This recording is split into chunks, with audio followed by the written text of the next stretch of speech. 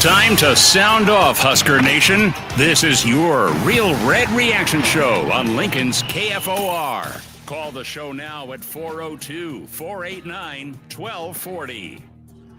Welcome to it. It's a big red victory today, 28-21, a grinder against Northwestern. It looked good. It looked bleak once Northwestern tied things up at 21 apiece, and a masterful drive by Nebraska, 13 plays, 60 yards, 4 for 4 on third down conversions to get into the end zone.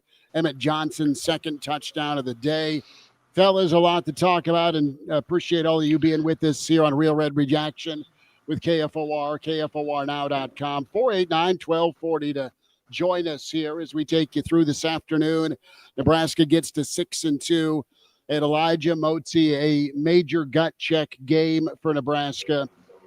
They answered the bell. They lived to see another week. They can celebrate a win, and it was centered around an emphasis on the ground game. Not perfect, but you'll take it if you're Nebraska. You did enough defensively to keep Northwestern at bay, and the spark of the ball game to start off that third quarter, Kenneth Williams, the 95-yard kickoff return, got Nebraska going in that second half. You'll take it. You'll learn from it. And Nebraska able to bounce back. That 4th and 2 spot double catch call really turned things sideways, Elijah. And Nebraska reeling from that moment, but they answered the bell with that go-ahead touchdown drive after the interception by Buda Wright. Well, we'll get to the refs in a bit. They weren't good today, but they weren't great both ways. I mean, they gave you that football game late, not throwing the flag on Marshall, and what was a pretty clear hold to me on the most important play of the football game. So we'll get to that in a second. I do want to say, first off, I'll take my quick victory lap because I said in the pregame show it was going to take a big special teams play for Nebraska if they were going to get out of this one with a victory. They got that. I also said Nebraska was going to have to prove that they could go play a Big Ten West style football team and play it in Northwestern style, which is a little bit of ball control, run some time off of the clock, run the dang football, limit your own mistakes, and capitalize on the other team's mistakes. That is pretty definition of what Nebraska did today. It wasn't pretty. It wasn't going to be. We kind of knew that going into it. That's how Northwestern plays. They want to muddy it up and kind of bring you down to their level. But you escaped with the victory by doing it in a kind of Big Ten West style. It's a Nebraska version of a Big Ten West style, but I think they embraced that pace of play and style that Northwestern wanted to play and beat them doing it. So hats off to Nebraska. I know, Schmidt, you and I picked a Northwestern victory. I'll eat my crow on that right now. But what I saw today proves why I picked it, at least from a Northwestern point of view. Nebraska stood up to that Big Ten West growth style, embraced it, and played a heck of a football game. Motzi, what did you see today, bud? A number of things. Can you guys hear me okay? Yeah, a little faint, but okay. We'll run with it. All right, I'll do my best here. But I think a couple of things stood out to me. Number one, early on in the game was composure, especially when there were a couple of unsportsmanlike conduct penalties that were both whistled against Nebraska and Northwestern. That I thought was going to turn the game toward Northwestern's favor. But, it seemed like Nebraska, they weren't there emotionally most of the game until that final drive. And that final drive, I think, arguably was probably the most methodical one of the game, maybe one of the most methodical drives that they've put together all season long.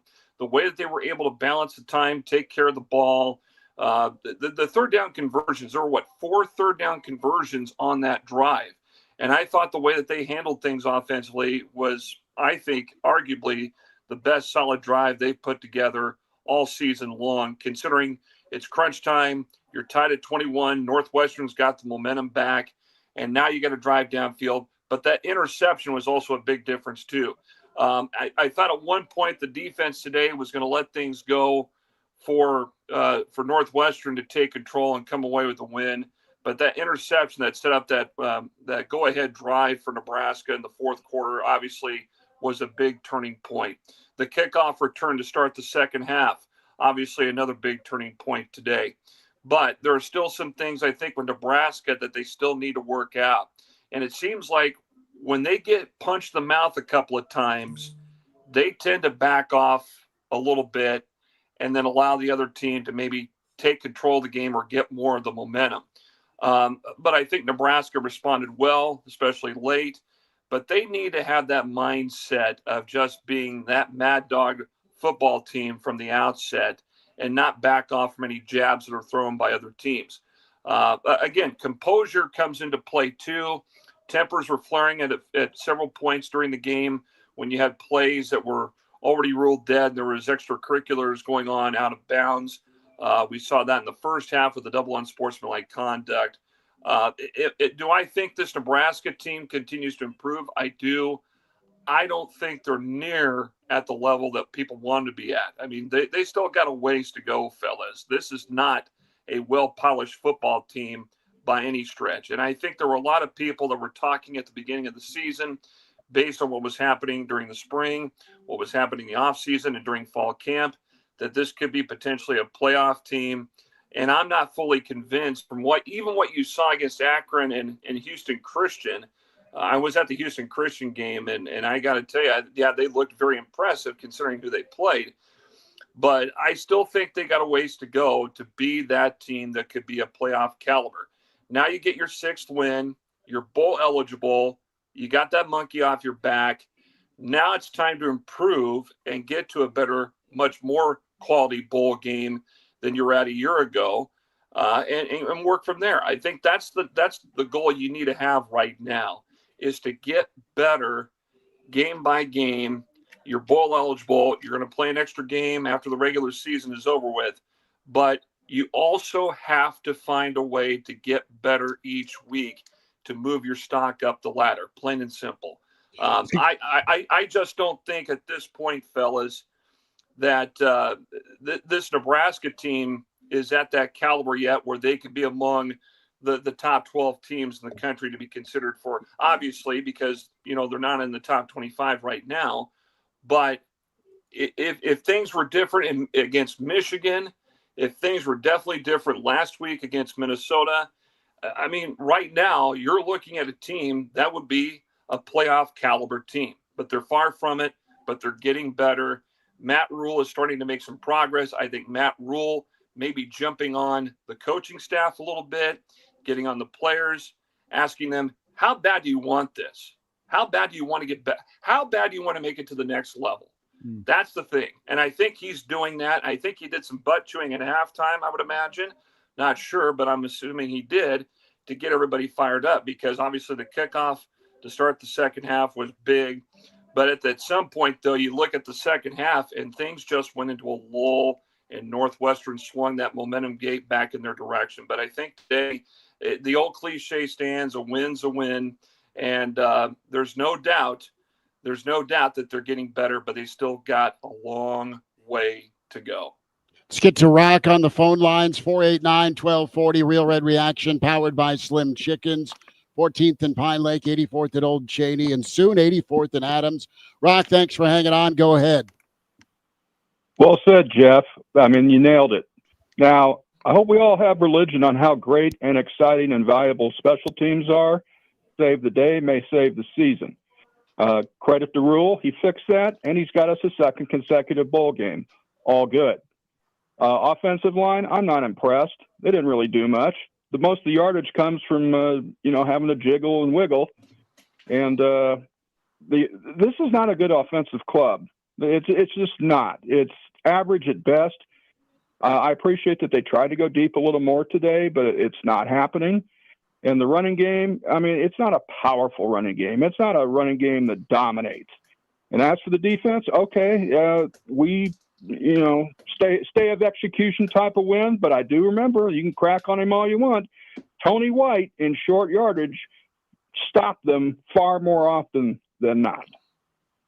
No, and Northwestern today, Rock, 7-14. Thanks for the phone call, partner. Appreciate you tuning in. Northwestern at 1.7-12. Nebraska, the last couple of third downs, able to get off the field. It was non-existent today. You did have that second to last play of the game hurry by Winery that hurried things up. But overall, Northwestern did a really good job a given time for their pass plays. Northwestern, of course, tying things up with that 56-yard touchdown run that was just painful to watch. You had a mass of humanity at the line of scrimmage. No one knew where the ball was, and the back squirts out and goes 56 yards. Then they get the 2-point conversion. But really what flipped this on its ear was that 4th down and 2 catch, and then it stands for a first down. Nebraska didn't respond the right way to that. Northwestern goes in and scores. I know in the moment you're probably frustrated on the defensive side of the ball, but minimal pass rush. Nebraska survived with what they allowed on the ground today. Northwestern ran for 172 yards, 5.7 a carry. And flipping it around, though, Nebraska ran for 150. Elijah, we said, as did Brandon Vogel, that's the number that Nebraska needed to get to today, was 155 or 150-ish, but Nebraska averaged 4 on the ground. That was good. It was pretty frustrating with Nebraska's passing game today, where they got the ball out quick. That's great, but a lot of times until that final drive, Nebraska threw these horizontal routes that were short of the sticks by a yard repeatedly, and they were hoping for a guy to make a play, make a man miss. Northwestern did a good job of tackling that, but you weren't even to the sticks to move the chains. But Nebraska gets the win, and you'll move forward for USC next week. You'll take it. Special teams gave the energy, and the offense did enough on the ground to make it happen. Emmett Johnson, every 5-yard run could have been a 2-yard loss. Not every, but that's how good he is getting his rushing yards. Schmidt, with the passing attack, I am not going to sit and fret about passing routes. I know, like, if you're talking like attention to detail, you'd like to have that route at the sticks. I'm not going to complain about it at this point in time, because what are the things we talked about this week in terms of giving Dylan Rhule more of a chance in the pocket? Rushing attack and quick passing game. I thought Nebraska did very well in both of those things today. It's one of the reasons why was Rhule sacked once or twice? Just once. Just once, I think. And then he had the one rush that was the fumble, and then another one that was just a gain of a couple yards early in the first quarter. So only sacked once, and it's because of the rushing attack. It's because of the quick passing attack. And if the trade-off of not getting sacked as much is not having as explosive of a passing attack, not having an attack that goes down the field, an attack that's reliant upon one of your pass catchers to make a man miss to pick up the first down, that's not something I can complain about right now based on how it's looked the last couple of weeks. That was a step forward. You talked about, Schmidt, your disappointment with Nebraska's pass rush not being able to get after Preston Stone, but it's the same reason why Northwestern had time that Nebraska had time. They ran the ball well, and they got the ball out of Preston Stone's hands before the pass rush had a chance to get there. Same thing Nebraska did offensively. I'll just say to wrap up my point, though, and reiterate, I'm not disappointed by only 150 passing yards from Dylan and the fact that a lot of his passing routes were breaking short of the sticks. Hey, that's why he wasn't harassed all day and under pressure, and that's why I think Nebraska was able to go win the football game. I'm just saying, down in distance, that third and medium to short. I mean, you had some third down and shorts that you threw the ball with, Motz, and you weren't at the sticks, and it was problematic. But no, Nebraska, first half wise, only had 3 drives. That opening drive touchdown, then they stall out, missed the field goal, and then the fumble at by Dylan on that third drive of the first half. But Nebraska twice inside the Northwestern 30 in the first half with 0 points. So Nebraska arguably 6 to 10 points left on the field there. And, when we talk about a team that's maturing, a team right now where Nebraska, again, this is the third game this season, they went up double digits on a team. To watch the team come back and tie him. Northwestern never took the lead. They had a chance to do it. They were in Nebraska territory after that Dylan Rhule interception. Northwestern, 4 plays later, returns the favor with the Buda-Wright interception. And then Nebraska goes and capitalizes. But just a ton of mood swings right now. Let's go to Tad with us. Tad joining a Real Red Reaction here on KFOR, KFORnow.com. Tad, thanks for calling. Thank you, guys. Hey, great win. I would like to see Dana with all these bubbles and wrinkles that he tries to put in, and just to pound the football. I've been saying this forever. You guys know. pound the football. Let's get in an I formation. If we're going to do something funky, let's get a fullback in there and let's go out there and play some football because it's a great win. The bad news bears are still out there. There's our offensive line. But I just think that we're moving in the right direction. It's just we have to talk about simplifying and making it a smash mouth because that's what this conference is. Thanks, guys. Appreciate it, Tad. Yeah, Nebraska able to win a phone booth game. They had a mulligan Minnesota-type team, fellas, and Nebraska found a way to be physical enough to run the football. Captain says less Dillon, more offensive production. Folks are a little frustrated with his turnovers. The interception was eerily similar to the interception Tommy Armstrong threw back in 2013 that Northwestern returned. But, hey, I love that final drive by Dillon. He got in rhythm. And to your point, Elijah, the run game was the big reason Nebraska was able to have some time and, dare I say, be comfortable in the pocket today. So good work there by Turner Corcoran to come in as well after Teddy went down, which is sad to see. Nebraska's run game, the story today. What is the prognosis? Have you heard anything down there about Teddy Prohaska? I know he came out for the second half in street clothes with a brace on his right knee. That's not good. With his history of injuries, yeah. I think we can all. That's not good. We can all make a guess of what's going on. So thoughts are with Teddy based on just everything he's gone through in his career. I want to go back and talk about Tad brought up the fullback. Are we past the days of bringing in the I formation setup anymore with this Husker offense? Everything is more spread, or, you got the lone back or whatever. Could you use a fullback? Absolutely. I think you could if you want to play that more smash mouth football, which the Big Ten is known to be. But I don't know if the Husker offense would ever go to an I formation. But I don't know how many fullbacks you have on the team. No, that's the other thing. It lost the best candidate to injury in game 1 of the season. Well, and here's the other thing. Now back to Emmett Johnson. My gosh, that man today showed how much leg strength he has carrying that football. He went into traffic. He was able to keep his feet moving, even when he was trying to pivot, spin out of tackles. My gosh, if you were to give a game ball to somebody today, it's Emmett Johnson. He saved Nebraska's bacon at times on offense running the ball. And even when the pass protection or just the protection in general on the offensive line would collapse and they would converge at the point of attack toward him, he was able to find ways to get out and even gain extra yards. I'm flat out impressed with how he has been playing in recent games, and especially today. I think this is one of the better games he's had all season and even in his career. Oh, and one of the things we talked about this week and during our pregame show is looking forward. Emmett Johnson, he's going to have to be a bell cow. And I thought Mosey and Nelson in their limited snaps actually looked better today than they have in previous games. But Emmett Johnson, 27 carries, 29 total touches, 135 total yards of offense. Correct me if I'm wrong there. 139 yards of offense with 124 rushing yards on 27 carries. It's what you needed from him. It's what you're going to need from him moving forward. It was good to see Nebraska's offense embrace that and just say, you know what, with how Northwestern's going to play this game of football, we can't respond to their ball control by getting greedy and wanting to throw the football downfield. That's what happened last game. This game, I think, was a much better offensive game plan from Dana, and I want to give Dana his flowers by saying, you know what, you learned from your mistakes last week, and you came together ready to battle Northwestern in a Big Ten West type of style, Big Ten West type of game. That's why you won the football game today. Well, and let's be honest, Nebraska, if they embrace this, as folks are piling into the single barrel for a little celebratory drink, we're down here for a while here with Real Red Reaction.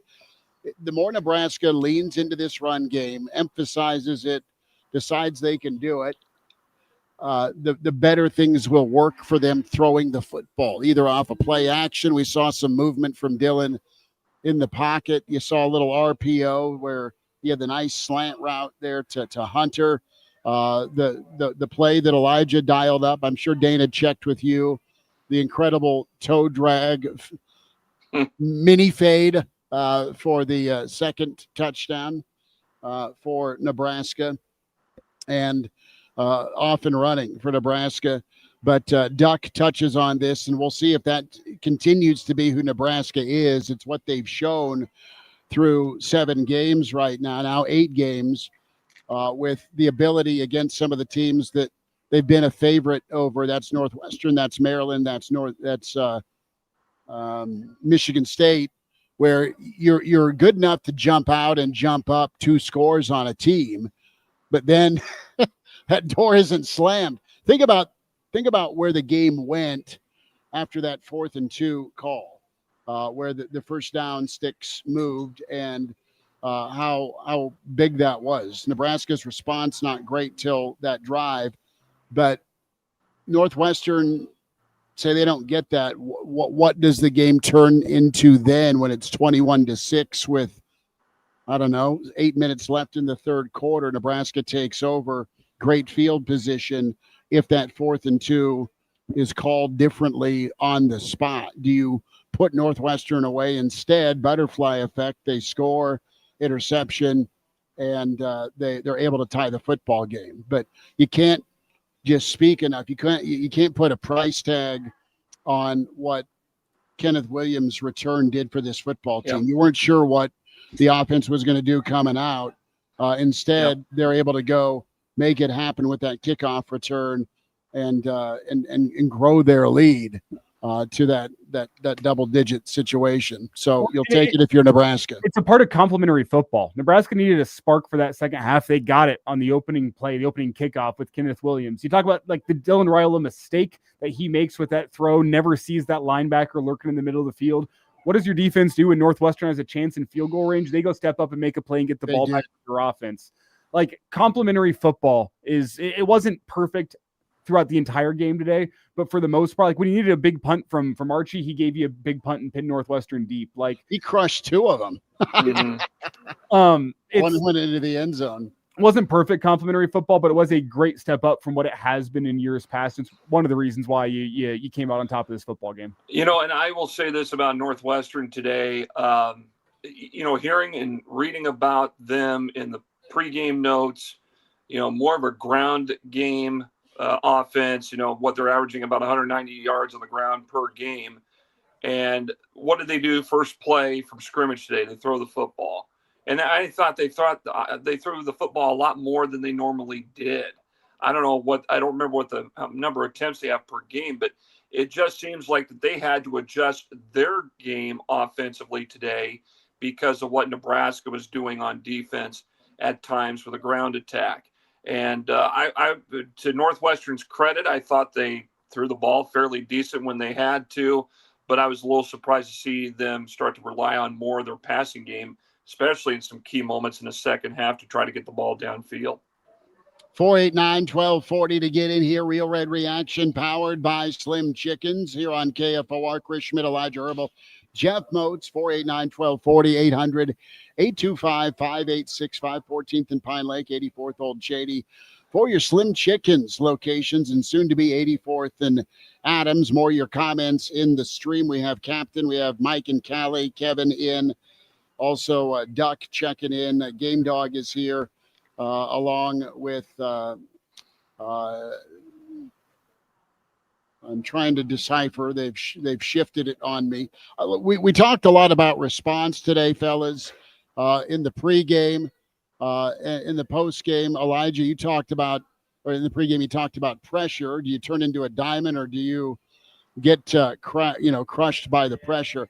I thought Nebraska responded pretty well today to the pressure, not only with the game plan, but with the execution of the run game, as Iowa's up 7-0 quickly on Minnesota. Both sides of the football, offense, when they had to be money to go break the tie, they did. Defensively, they got off the field on 4th and 6. Do we want to move to the officiating, Elijah? Do we want to go there? Do we want to take a detour to hell here and talk Big Ten officiating? Abrupt movement. Abrupt movement. Now, this is a new rule for 2025. It was kind of based, Georgia's been doing this for years now, and the SEC got mad and they petitioned the NCAA and got a new rule change on this. And what it is defined as an intentional, coordinated, sudden movement of the defense in order to draw a false start. I'm not sure what I saw from Riley Van Poppel was intentional and coordinated. That looked like a late stim that just happened to be at the snap count. Okay, whatever. That's what's legislated. That one where he double catches it short of the first down. They uphold it as a first down. That was interesting. I'll say, on the flip side of it, on Heinrich Harburg's sneak on fourth down, I personally thought he was short, and they upheld that call as well. You have the missed holding call on Andrew Marshall on that big final play for Northwestern's offense. He finally called a holding call against Northwestern on what would have been a monster run where poor old Guthrie gets wrapped up by a teddy bear and spiked. Finally, that was an obvious hold. But I'll say this, and Elijah, Motz, you jump in here on this.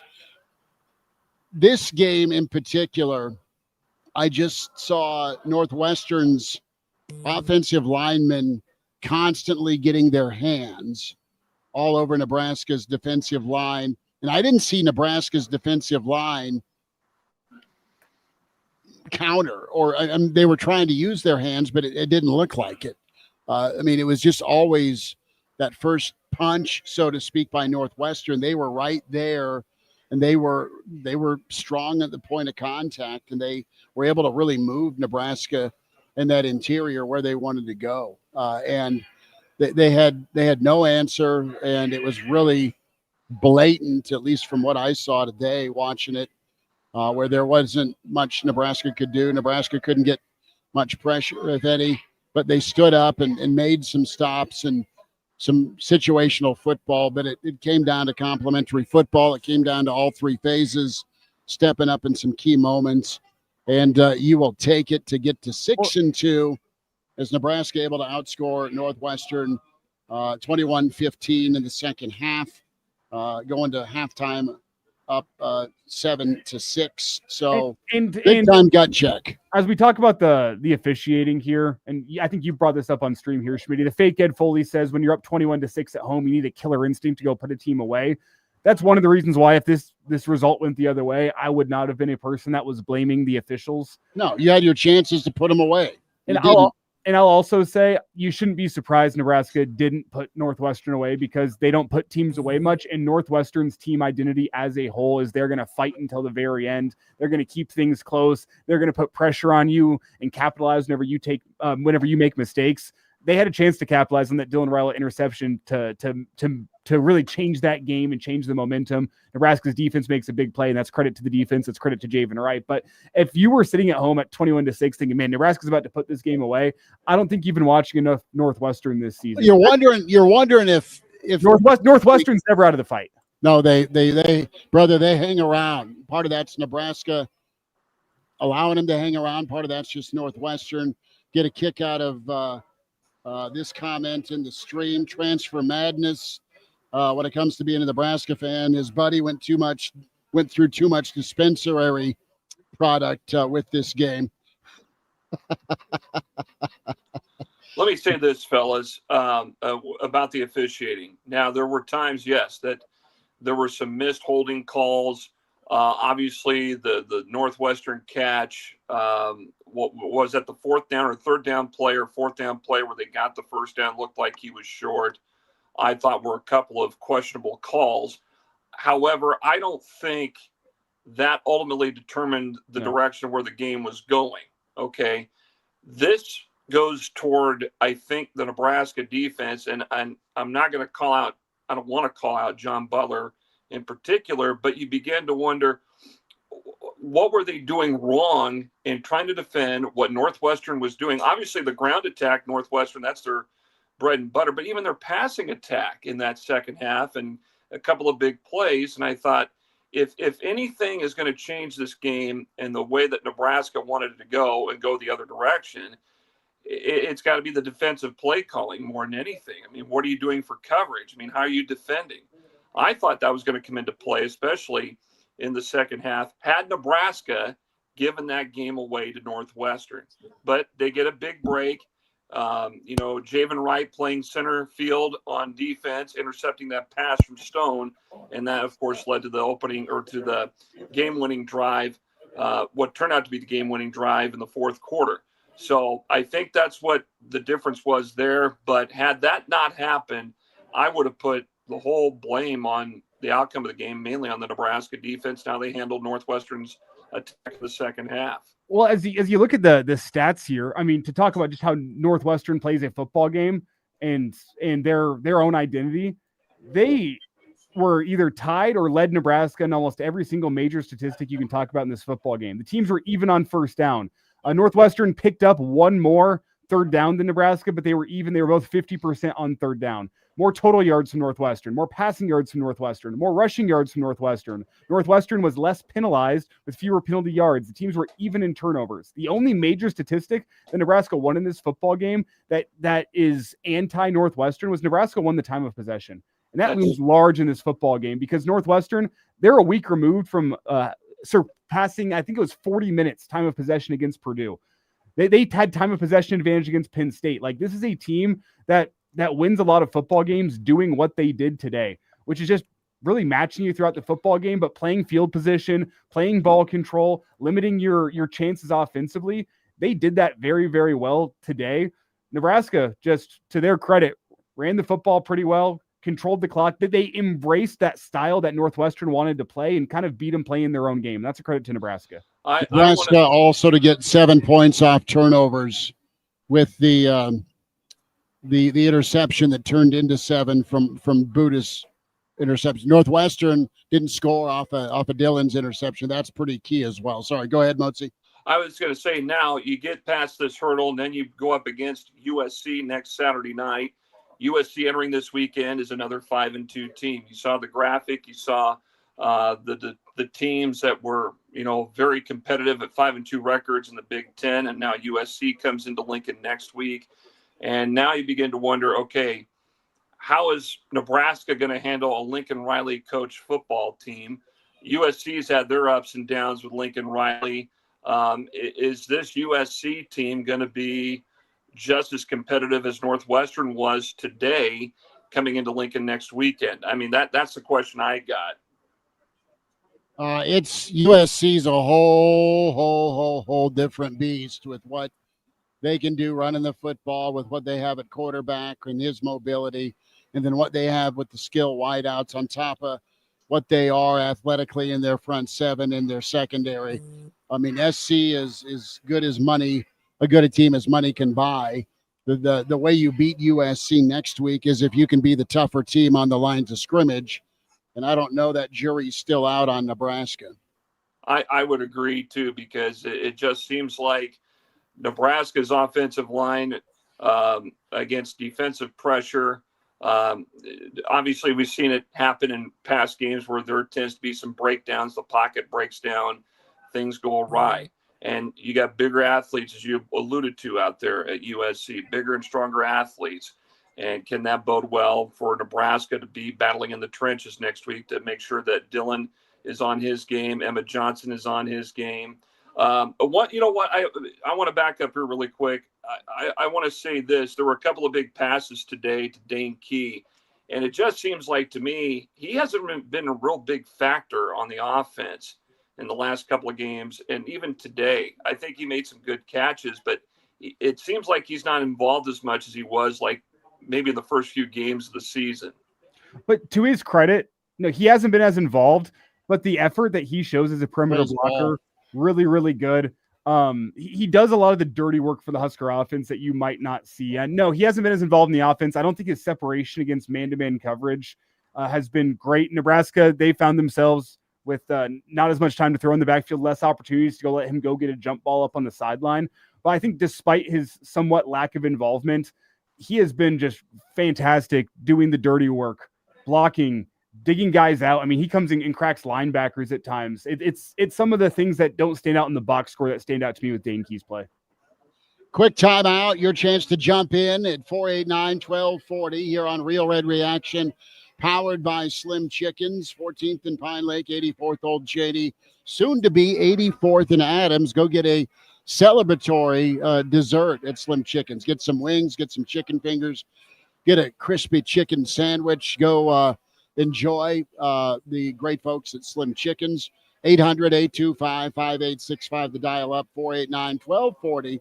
As we'll hear from Matt Rhule, more of your thoughts in the stream as well, as you can find us as always on the Average Joe Sports Show and Real Red Reaction, YouTube, on KFOR, Facebook, and Twitter on the Average Joe Sports Show Twitter handle, AJ Sports Radio, at KFOR Radio on Twitter. And we'll have more of your thoughts, more of your phone calls, a timeout, more on Real Red Reaction, powered by Slim Chickens.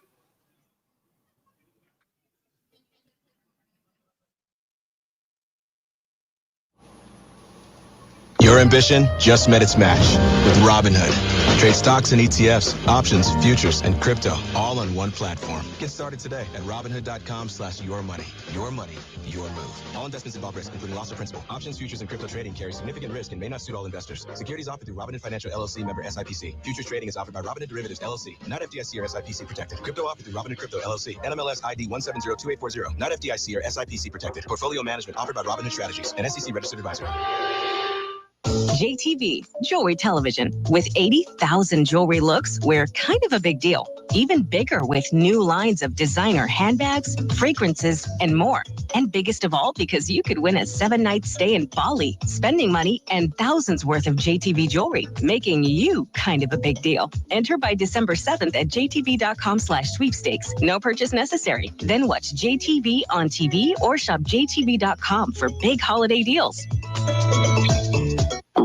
Oh no, stomach issues again? Stomach issues? Who are you? Your pancreas. I could be the real reason for your diarrhea, gas, bloating, stomach pain, or loose oily stools. I thought it was my stomach. People often do, but any of these symptoms could mean having a condition called exocrine pancreatic insufficiency, or EPI. With EPI, the pancreas doesn't release enough enzymes to break down food, but EPI is manageable. Use the symptom checker on identifyepi.com and speak with your doctor. That's identifyepi.com. Sponsored by AbbVie.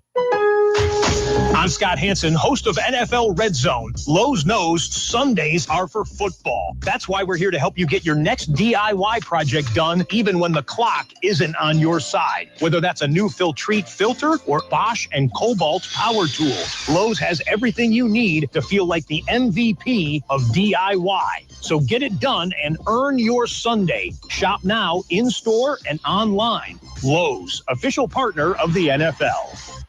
An official message from Medicare. Medicare plans change from one year to the next. And this year, it's important for you to review your current coverage and compare all your options during Medicare open enrollment. Compare health plans, drug coverage, and costs. See if you can save some money, and don't forget to make sure your drugs are covered. Open enrollment ends December 7th. Visit Medicare.gov or call 1-800-MEDICARE. Paid for by the U.S. Department of Health and Human Services.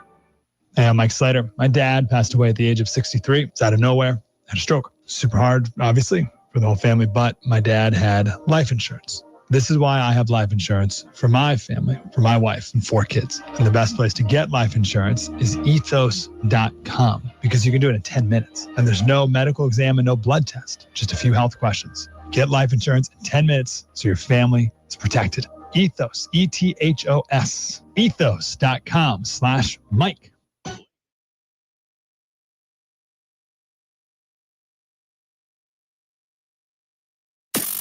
This is the Real Red Reaction Show.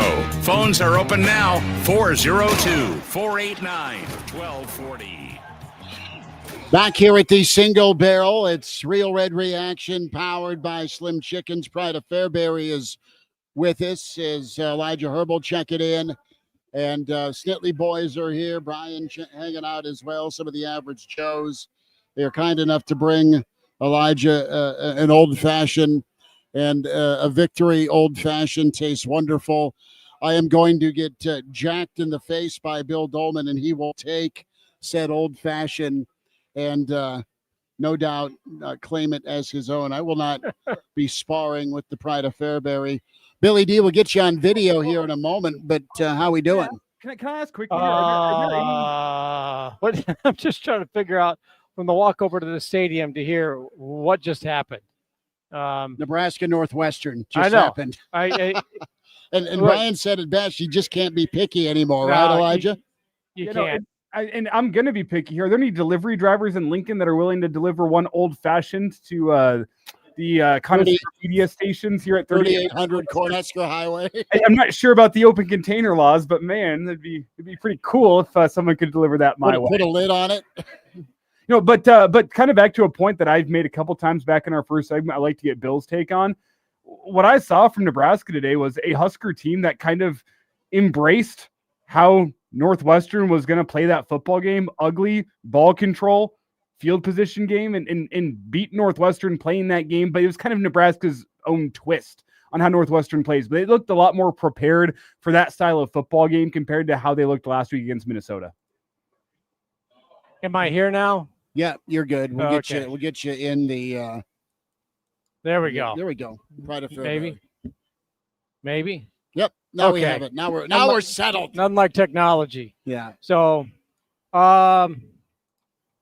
look. It's a. I'm at a loss. Congratulations to Nebraska on gutting out a gritty win, and I thought the game-winning drive was maybe the best drive of the Matt Rhule era.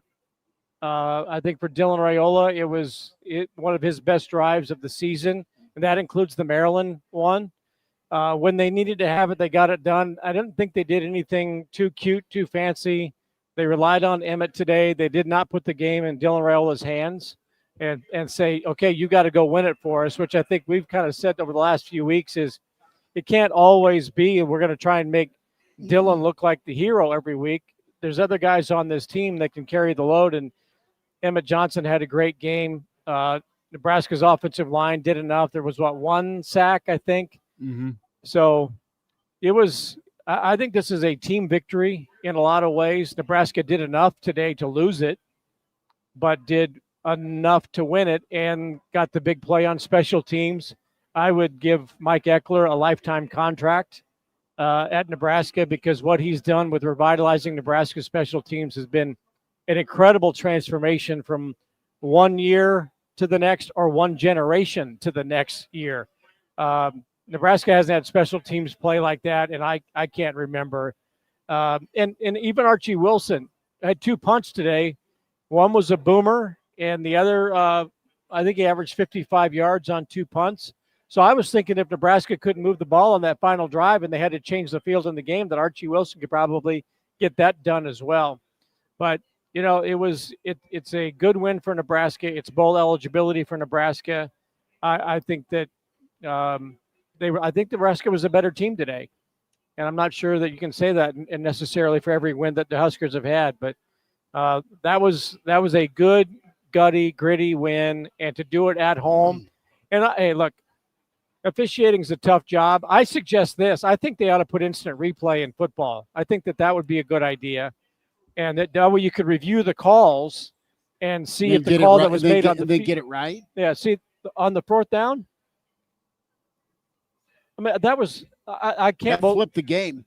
Well, it was crazy how the reviews didn't even matter today. They just went over to the monitor, said, "Cool, we'll uphold it," and walked back on the field. Yeah, the 4th down, review on the Northwestern pass play was atrocious. Yeah, the contact was made beyond the sticks, but the actual catch was made just off the turf, a half yard behind. Clearly. And there was no doubt about it. I mean, it's like watching the Penn State game from '82 and going, I think that guy was out of bounds.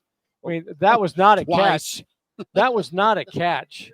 And, yeah, for Nebraska to overcome that was got the crowd into it. Yeah, got the crowd into it because I think people were getting agitated with Nebraska, but every time there was a bad call, and there were a couple of them against Nebraska, that got the crowd into it, and I think that helped out. So, good overall win for the Huskers to get their 6th and become bowl eligible. Now let's see what you do with it. Let it be known the refs were bad both ways. Heinrich Harburg, I still think, was short of that first down on that sneak in I think it was the first quarter. They didn't have an angle to overturn it. I'm sure that's what they'll say with that 4th down catch as well. They didn't have the angle to overturn it. It just feels pointless to have a review system in place if you're not going to make what I believe is the correct call. And they are trained and make the money for a reason. So maybe I should shut my mouth because it's probably a very difficult job. But they were pretty bad both ways for much of this football game. The play to talk about is Andrew Marshall at the end of the game on the 4th and 6, where Iowa just got a pick 6, and this thing's getting very ugly in Iowa City against Minnesota. That's a good Iowa team. Yep, it is. Well, Minnesota put it all on the field last week. They don't have anything left. Well, they're down 17-0, and it clearly looks that way. A full house here at the Single Barrel. We invite you down. Real Red Reaction. Nebraska fans smiling as they survived Northwestern 28-21. And Nebraska looking like a pretty strong and confident team in the fourth quarter. The final 5 minutes, once that thing was tied, Nebraska able to put a good drive together, 13 plays, 60 yards, get into the end zone with Emmett for a second time to get up 28-21. So you have moments like last Friday. You have a bounce-back opportunity at a gut check today, and that's just what I'm going to keep saying. It was a gut check for this team this season, but it's a gut check for Matt Rhule and his forward progress with the program. They answered, and it looked like it's so hard to kind of recapture that lightning when you're up 2 scores. But Nebraska did do that and made enough plays to make it happen. Buda Wright's interception was absolutely critical. I mean, I couldn't believe what I watched. I saw that happen, packed up, and then headed over here to the Single Barrel from the stadium. It looked like Buda was the receiver on that play, where Javen turned and was waiting to make the catch at home plate and then tag the runner out, because the break never happened for where Northwestern was trying to throw the receiver open, and that was a critical third down. So Raiola's interception was exactly like the one he threw last year against UCLA. Yeah, just almost a mirror thing. And you're thinking that's about as bad as interception as a guy can throw. And then Stone was like, hold my beer. hold my pick. Whiskey. I can do one worse than that. And credit Javen Wright for holding on to the ball. Sometimes it's so right there for you to make the play. Slow motion, the way he was waiting for it to get it. Yeah, it looked like that drill where they send the tight end 8 yards down, they turn around, catch the ball, and just go in this little drill at practice. So good on Buda Wright to make that catch and hold on to it. We're going to get to the phones here, 489-1240. We'll get to Matt Rhule as well as Arizona Husker says, Yahoo, 6 wins. You'll take it. For sure you'll take it. Red Wine is in. And Merv with us here on the Real Red Reaction Show powered by Slim Chickens. Merv, go ahead. Thanks for calling.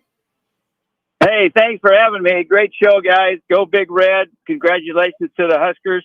Hey, I had a comment, though. I am not smart enough to figure it out, but when we're sending 3 or sending 4, and we're dropping back to a man and or a zone coverage, and I'm concerned that we're not getting the rush on the quarterback, and we're sure playing off. Our corners are sure playing off the receivers. Is that strategy, or you think we're capable of putting more pressure? We're letting them have the easy, down and outs. So the out routes. Hey, they gutted it out. Congratulations, and but I've been disappointed in that when we do get a hurry, we force Stone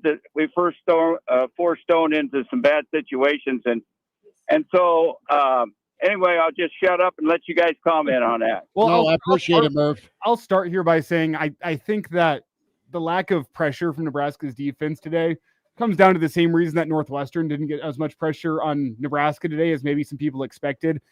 It's the fact that as a defensive lineman, if you are playing against the run, you're not pinning your ears back to get after the passer. You can't get upfield as you'd like as a defensive end if you as you would, I guess, should say, getting after the passer. As a defensive tackle, you're more concerned about standing up your offensive lineman and playing your gap than you are about getting off that block and causing havoc. That's why teams that run the football are so much better about protecting their passer. That's why Nebraska back in the day did a great job keeping a guy like Tommy Frazier upright and he wasn't getting sacked. Whenever the defensive line is playing against the run, they can't play against the pass, essentially, or it makes it much more difficult. Yeah, and I thought, Nebraska got gashed a couple of different times, specifically the 56-yard touchdown run for Northwestern, but they didn't want to give this offense an opportunity to just gash them for a big play. So they were going to play a little more conservatively, and Nebraska is going to have to make a decision because they're not getting home with just 3 or 4 guys. Now, on the second to last play of Northwestern's final possession, they did a zone blitz where, when Neri got the pressure, McCullough came off the edge, and then Lenhart dropped back. So they did something a little different that way. Where's the rush coming from? But overall, Stone had some quick throws, but Stone had time to let a play develop, and they tried to get downfield 3 times on Nebraska with some deep shots, but there just wasn't the fury that you saw against Michigan State, against the Northwestern quarterback. Now, to be honest, Northwestern's quarterback is somebody that is holding this team back. I know they're a 5-win team, but he's average at best. Had some turnover issues today, but he is somebody that isn't going to beat you. His job's to not go lose it for you. And, Nebraska didn't really get threatened by him much. It was more so Northwestern's run game that kept them in it. Preston made some decent throws, but he's not a dude. And I think the game plan was similar for Northwestern with what Minnesota had is let's get the run game established and then settle in the quarterback and let him create the balance with some of those easy completions. Had a couple of nice throws, had a couple of stupid decisions as well. I don't think Nebraska had a sack today, did they? No. There were a couple. I don't think they had a TFL today. What's that? I don't think they had a TFL today. Yeah, I think they got pressure on him enough to let him know that they were there. So it wasn't as though he was completely fearless out there. So to that end, but you'd still like to see a couple of sacks from that group. And I got to tell you, I'm so impressed with Deshaun McCullough. I think that he's been a tremendous free agency acquisition for Nebraska. I think of all the players Nebraska defensively this season, he may be the most consistent and the most disruptive. Whether he gets there or not, he just always seems to be around the ball. So hats off to that guy because I think he's been really, really good for Nebraska.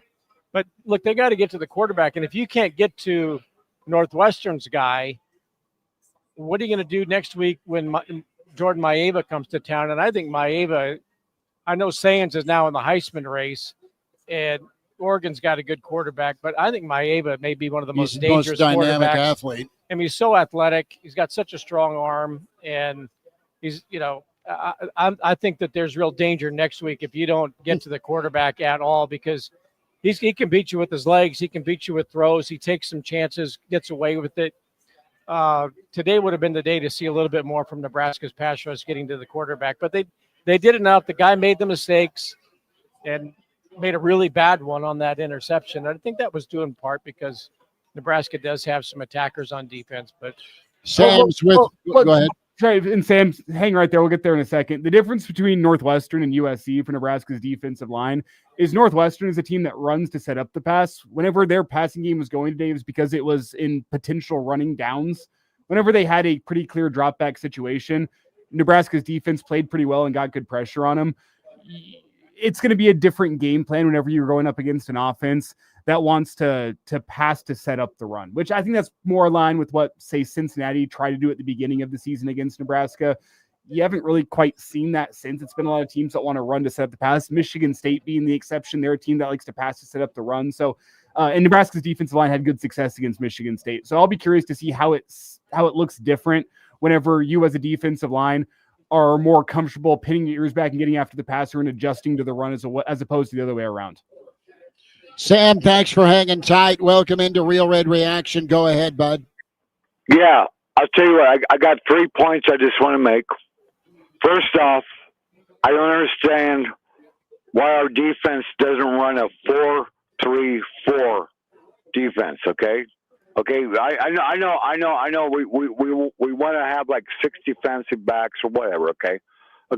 and you guys are going to dissect it, but with four down linemen, okay? You remember Grant Windstrom? You remember Jared Thomas? You remember the Peter brothers? Oh, yeah. Okay, now listen, man. 4 against 5, okay? And you sneak up them linebackers like Mike Minner. I know he doesn't play for us anymore, okay? And then secondly, I just want to say Emmett Johnson was a man on a mission today. That guy ran with passion, okay? I crunched the numbers. That guy ran for over 4.5 yards per carry, okay? Secondly, I would like to say thank God that we finally got a coach. And I'll tell you what, if Matt Rhule is going to go to Penn State after what he's building here in Nebraska, go F yourself. Okay, that's all I got to say. Thanks, guys. Sam, enjoy your Saturday. And thank you, Sam, for the self-censorship at the end there. That was much appreciated. He was ready. Hey, Sam's getting better this season as well. There's no F-bomb today. But he brings up the point about the 3 down defensive linemen. I about had an aneurysm whenever I was watching Nebraska on 1st and 10 against Northwestern have 3 down defensive linemen. And I don't remember them playing 4 down defensive linemen. They were playing a couple of 5 down defensive linemen fronts as well, which I saw and that was exciting. I was happy to see that against a team like Northwestern. No, but he's on to something. I was seeing 1st and 10, 3 down defensive linemen, and I was about to throw a brick through the TV. Snitley boys are bugging out, saying fairly well. Are they bringing me an old fashioned on their way out of town? They might be. They didn't bring me one, so a little disappointed in that. But Did Schmidt drink both? I did not. I promise you, I did not. I haven't drank one yet. Here's my thing on the Rhule stuff. Matt Rhule will leave Nebraska for ESPN. I don't think he's going to Penn State, even though people at Penn State might be saying, hey, they beat Northwestern, so they're bowl eligible already. I think that when Matt Rhule leaves, it'll be for television. And that could be this year. I don't know. But I don't think he takes another coaching job. I think he's looking to get into TV, and that's what I think. So There you go. Robert was wondering if Sam was calling from an Altel phone booth. Kansas Husker says 17 Busch Lights in. Don't know. I didn't keep count or make count. Let's go to the phone lines as Arizona Husker is in on Real Red Reaction, powered by Slim Chickens, 84th and Old Shady, 14th and Pine Lake, soon to be 84th and Adams, to get all your Slim Chickens goodness. Arizona Huskers held on today, man. Thanks for calling. You betcha. Thank you for taking the call. We watched the game in the garage because, like I told Elijah, it's only 75 down there, so it's awesome.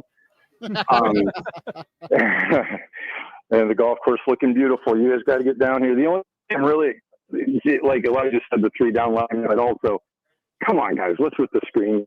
Really? Did we lose? Well, like, what was it, like 2nd and 18 and you're running a screen? I mean, come on. They did that a bunch of times today. Just quit throwing screens.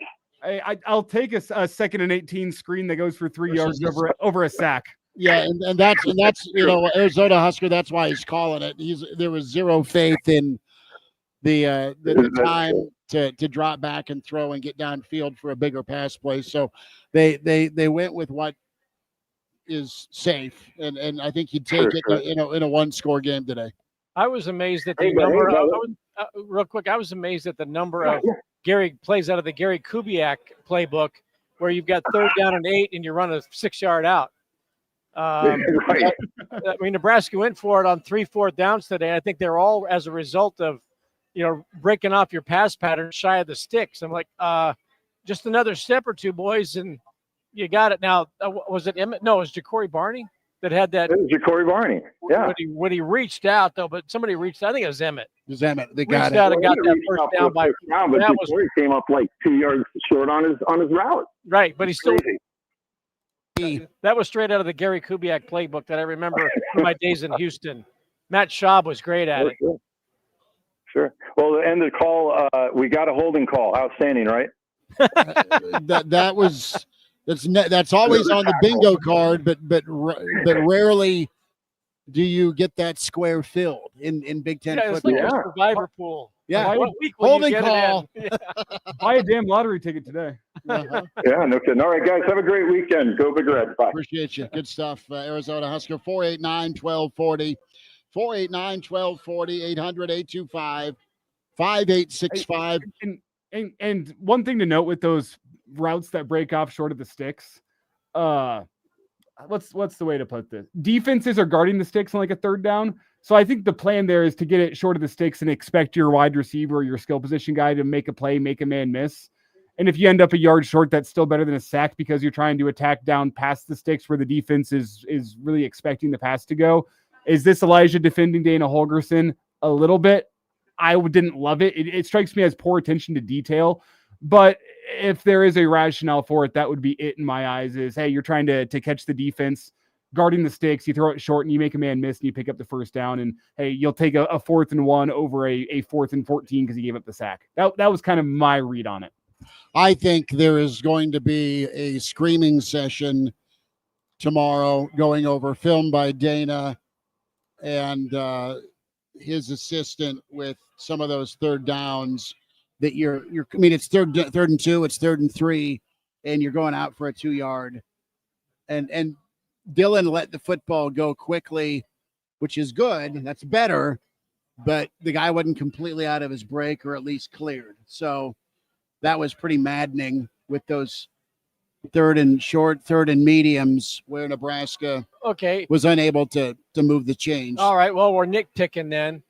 But how is it that Nebraska, when it has a 4th and 1 inch or whatever, is barely making it on a quarterback sneak or whatever?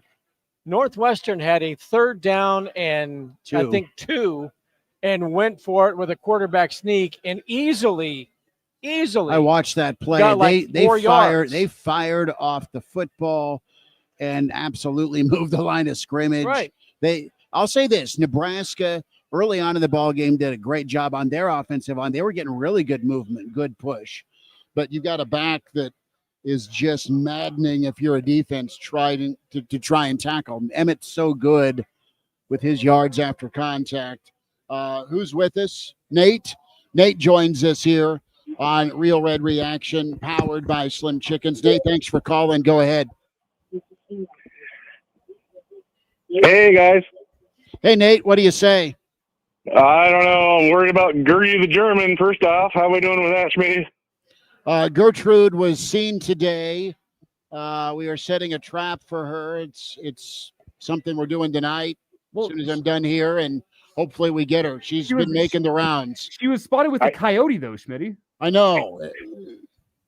I think the next thing we do, fellas, is we get Motz with his bacon neck out there, the shirt he had on earlier, and Gertie will smell that and come running. What do you think? I think Gertie's been offered food by everybody and anybody. She's visited more homes than DoorDash this week. So we'll take the W today, fellas. Wish it was a little prettier, but appreciate what you guys are doing out there. Hey, thank you, Nate. Appreciate the phone call, brother. 489-1240. Uncle Andy, my wonderful brother-in-law, is out on patrol. I checked in with my pet detective, and I was like, is Gertie in trouble? And she's like, no, that coyote would have pounced early if it was going to happen. I think her and Gertie are just hanging. Kranak was also going, Dr. Doolittle mode and saying, no, that coyote won't mess with Gertrude. So I hope that's the case because she's still limping around, but at least she's been seen. But our old friend Adam Carricker, that's where the German was hanging this morning in his backyard. But she's a mobile quarterback. So yeah. An amazing story this week. Oh, dear God. Looking forward to coming. Not enough whiskey in the world to deal with that. But Nebraska able to make it happen today. They are pulling a Gertie. They are surviving. As Matt with us here on Real Red Reaction. Matt, thanks for calling. Go ahead. Well, today was a maddening game because I think Nebraska should have won that game by 13 at the very least, but probably more like, when you add in the bad officiating, probably more like, I don't know, 20. But I don't want to be a little bit of a downer today, but look at the score of the Iowa-Minnesota game now. We're watching it right now, brother. Iowa's on fire. They hate Minnesota. They are looking for real. Why can't Nebraska get up to play these lower level Big Ten teams? And I'm not saying Minnesota's not a good team. Last week, Nebraska got out physical by a Minnesota team. This week, they could have lost with a little bit of rep help to a lousy Northwestern team. And I'm slightly hopeful, but I'm not sure. I might see one win out of the next, maybe two. I think Penn State might be the easiest game we have left on the schedule now. And because I discount UCLA, but where do you guys see us getting past maybe 7? Can we make it to 8? Because if Iowa plays like this, there's no way Nebraska beats Iowa playing like this. They get to, they're at 6 now. I got to see how they play against a team that has all sorts of 5 stars and talent. Are they going to play up to their level of competition and play their best game next week against USC? They do that, they get out of Dodge with a win or pull a Michigan and they're right there. Maybe. I mean, every game that's left is losable, and I'd say 2 of the 4 are winnable. Oh, I'd say 3 of the 4 are winnable. Maybe all 4 of them are winnable, just because when you have a rivalry game at home in Lincoln, I say it with rivalry games all the time. Sometimes you have to take what you know and throw it out the window. It's going to be a 1-score game. That game is going to be tied with Iowa in the 4th quarter, and someone's got to go kick a field goal to go and win it. That I can tell you about the Iowa game right now because it's a rivalry game. Nebraska will get up for it. Iowa will get up for it. I mean, they're all winnable from here on out, but they're all losable as well. This team is not special. They're a top 50 team. They're not a top 25 team.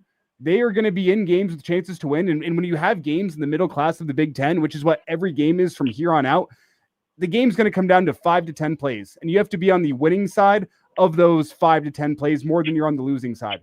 And I can see Nebraska doing that in every game this year. Do I think they do?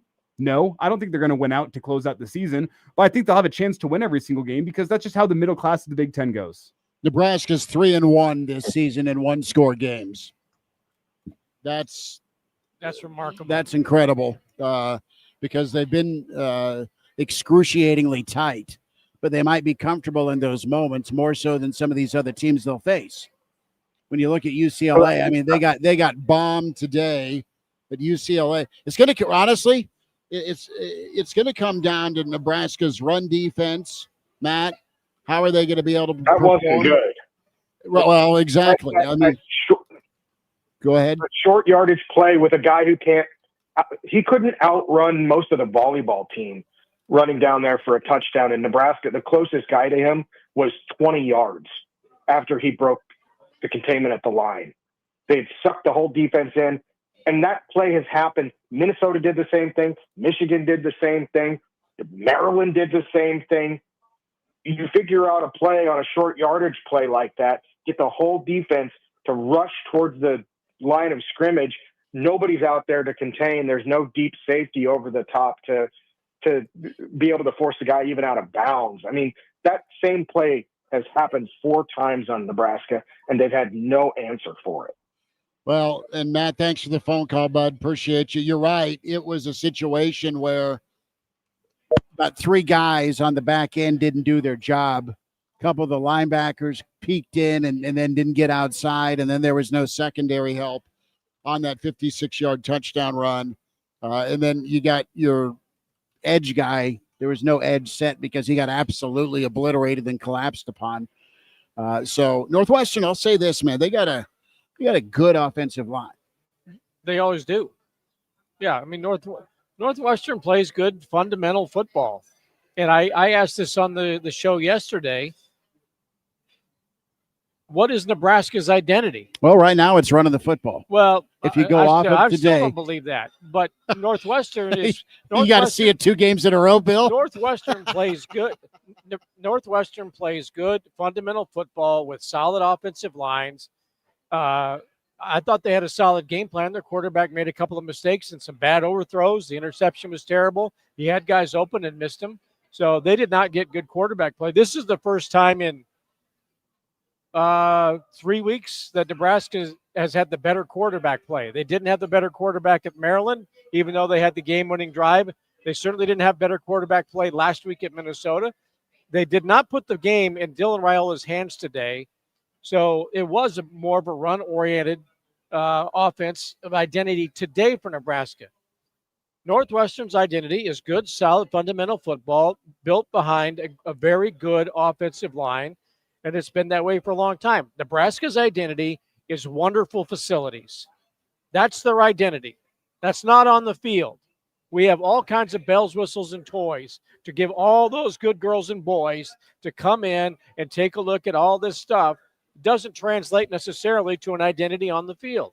But with Northwestern, you knew what you were going to get with them today. And Nebraska's defense did just enough, and Northwestern's quarterback made enough mistakes. Nebraska takes advantage and wins the game. 489-1240, 489-1240 to get in. Real Red Reaction from across the way. The other Brian checking in here and talking about what this season was going to be. Go ahead, bud. Quickly, Schmidt, if we want to get Rhule in here while we're still on the air, we're going to have to take a break here momentarily. But just to reiterate my point, today came down to 5 to 10 plays where Nebraska was on the winning side for more of those plays than they weren't. That's what it's going to come down to against USC. It's probably what it's going to come down to against UCLA. It's probably what it's going to come down to against Penn State. It's probably what it's going to come down to against Iowa. And despite how bad last week looked, if the result flips in 5 to 10 plays where Minnesota had success last week, Nebraska can escape that game with a victory. It's fine margins in the middle class of the Big Ten. If you were expecting Nebraska to blow out Northwestern today, I don't think you're paying enough attention to the Big Ten this year. I don't think you're paying enough attention to Northwestern this year. That's how it's going to be for the remainder of the season. Nebraska, despite the fact it didn't always look pretty today, I mean, they have a chance to win. It's not going to look pretty in really any of the games left this season for Nebraska. They're all going to be close games where Nebraska's going to have to go win more than not of those crucial 5 to 10 plays. So we'll see. We'll see what happens, but that's what it's going to come down to in the month of November for Nebraska.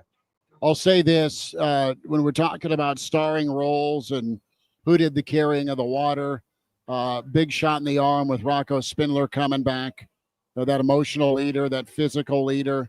The offensive line did a good job today. They ran for 150. You'll take it, and that's what they leaned on. Secondly, when called upon to make some plays, Dylan Raiola did on that game-winning drive to break the tie, and that's key. And then defensively, they got off the field to sprinkle in the kick return touchdown, and it was more complimentary for sure than it was last week. So quick timeout. We'll hear from Matt Rhule next. It's Real Red Reaction. We're live here at Slim Chickens. I should say we're here at the Single Barrel. We're powered by Slim Chickens, but you're invited out of the Single Barrel. Good to be back here as folks in red are pouring drinks and celebrating and probably going to get a big old victory steak. You're welcome to pop on down here as well. Single Barrel, where we're located. Slim Chickens powering Real Red Reaction. A timeout. Matt Rhule, when we come back, you can dial up at 489-1240.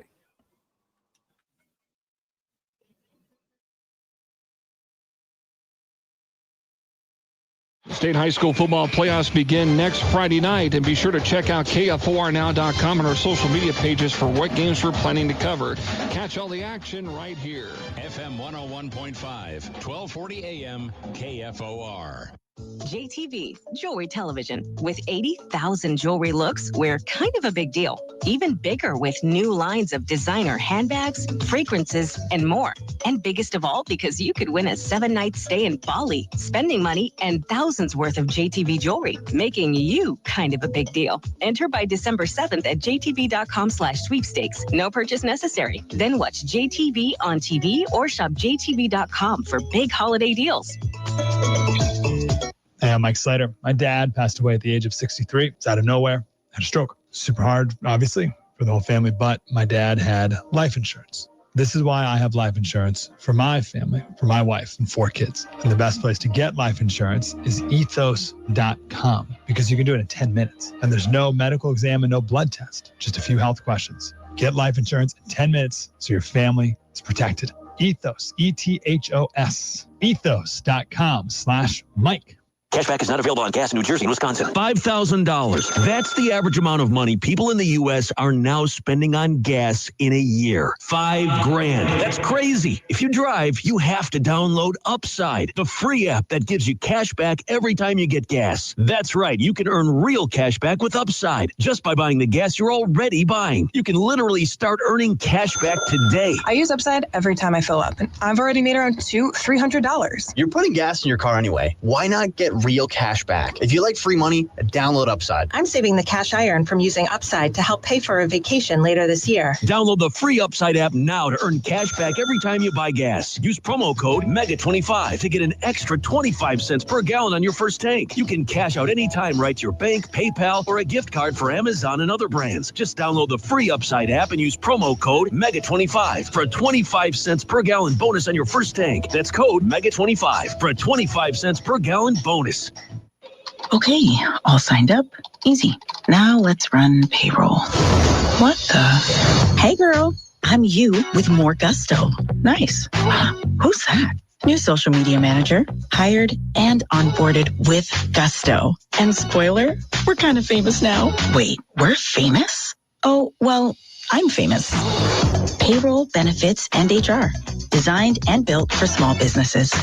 Choose a future with gusto. Back Monday on KFOR, Schmidt, Carol, and Jeff. We'll have a look back on the weekend sporting events, any progress in the government shutdown drama. Putin reacts to President Trump's sanctions with a warning.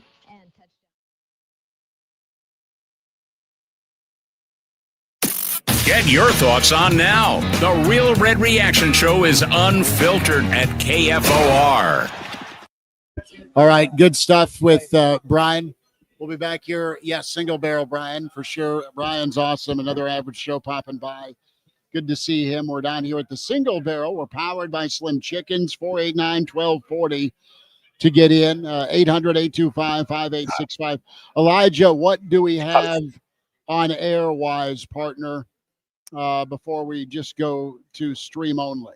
We have 17 minutes and Matt Rhule in about 12 minutes. Okay, so we will quit blabbing and let you hear Matt Rhule post-game press conference. The Huskers hold on and win in the fourth quarter against Northwestern, 28-21. Here's Matt Rhule.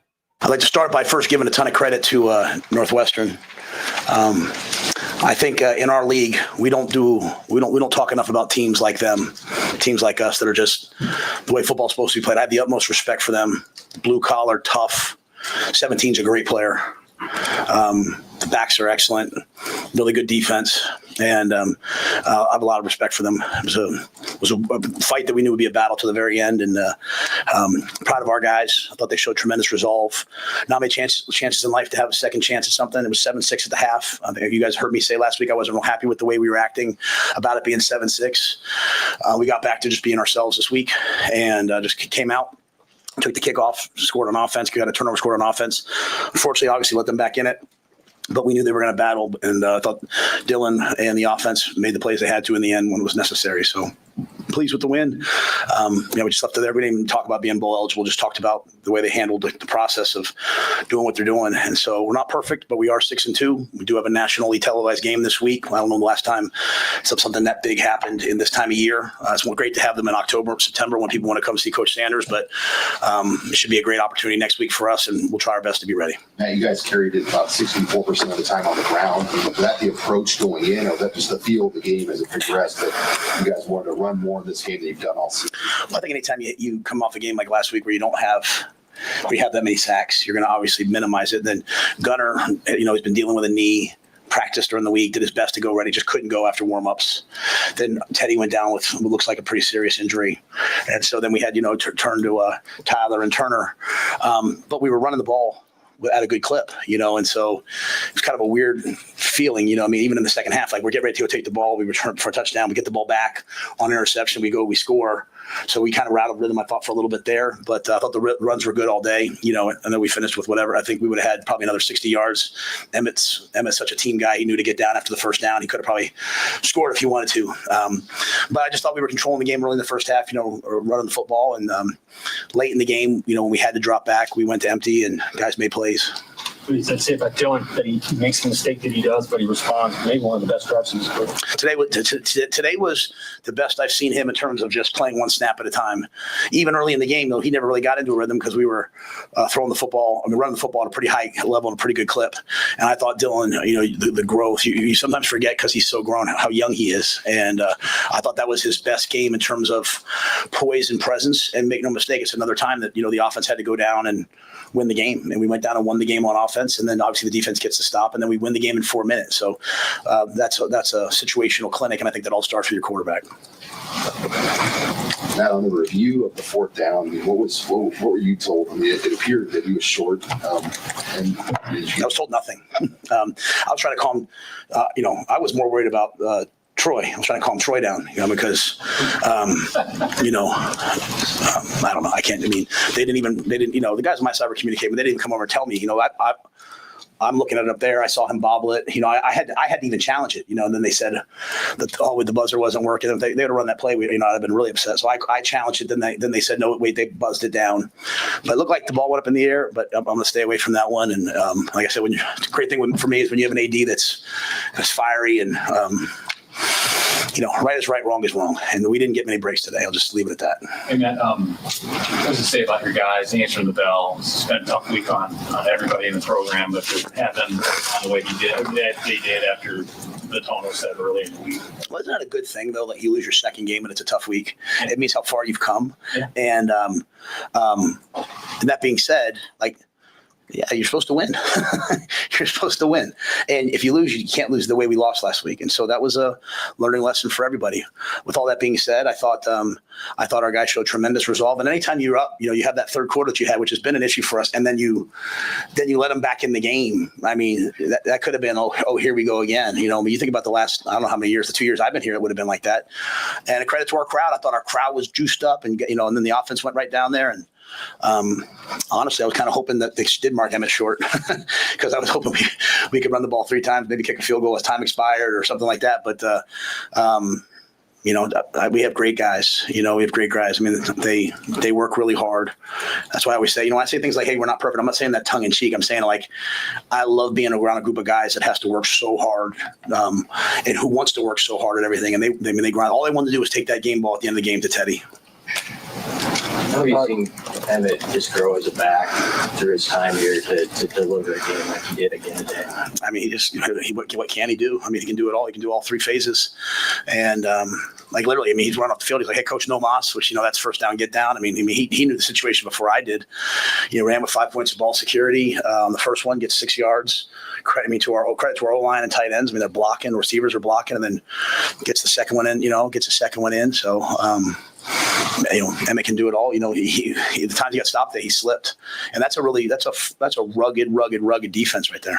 Coach, talk about Kenneth Williams, that 94-yard touchdown return. Pretty amazing seeing that in the stadium. Yeah, I don't own a business, but if I did, I'd probably get him an NIL deal here pretty quickly. Guys, his payment probably hasn't even processed yet. He's probably still owed money for classes. He's probably still playing for the classes he's in. You talk about a story, but that's why we all got into coaching for things like that, to watch him do that. Eck does just Eck and Nick and Josh and Brett Maher, they do such a good job. And the guys on that group, there was a lot of great blocks out there, and for no one to clip or hold or hit someone in the back. Anytime you run a field bounce return, you put yourself at risk. They have one of the best kickoff teams we've seen in terms of getting down the field, and had a good return, I think, early. The first one, I think, went out to the 30 or so. You guys might remember better than me. And then, you used the south wind in our favor, knowing that we would have a returnable kick and bounced it back. So really happy for Kenneth. Big time play.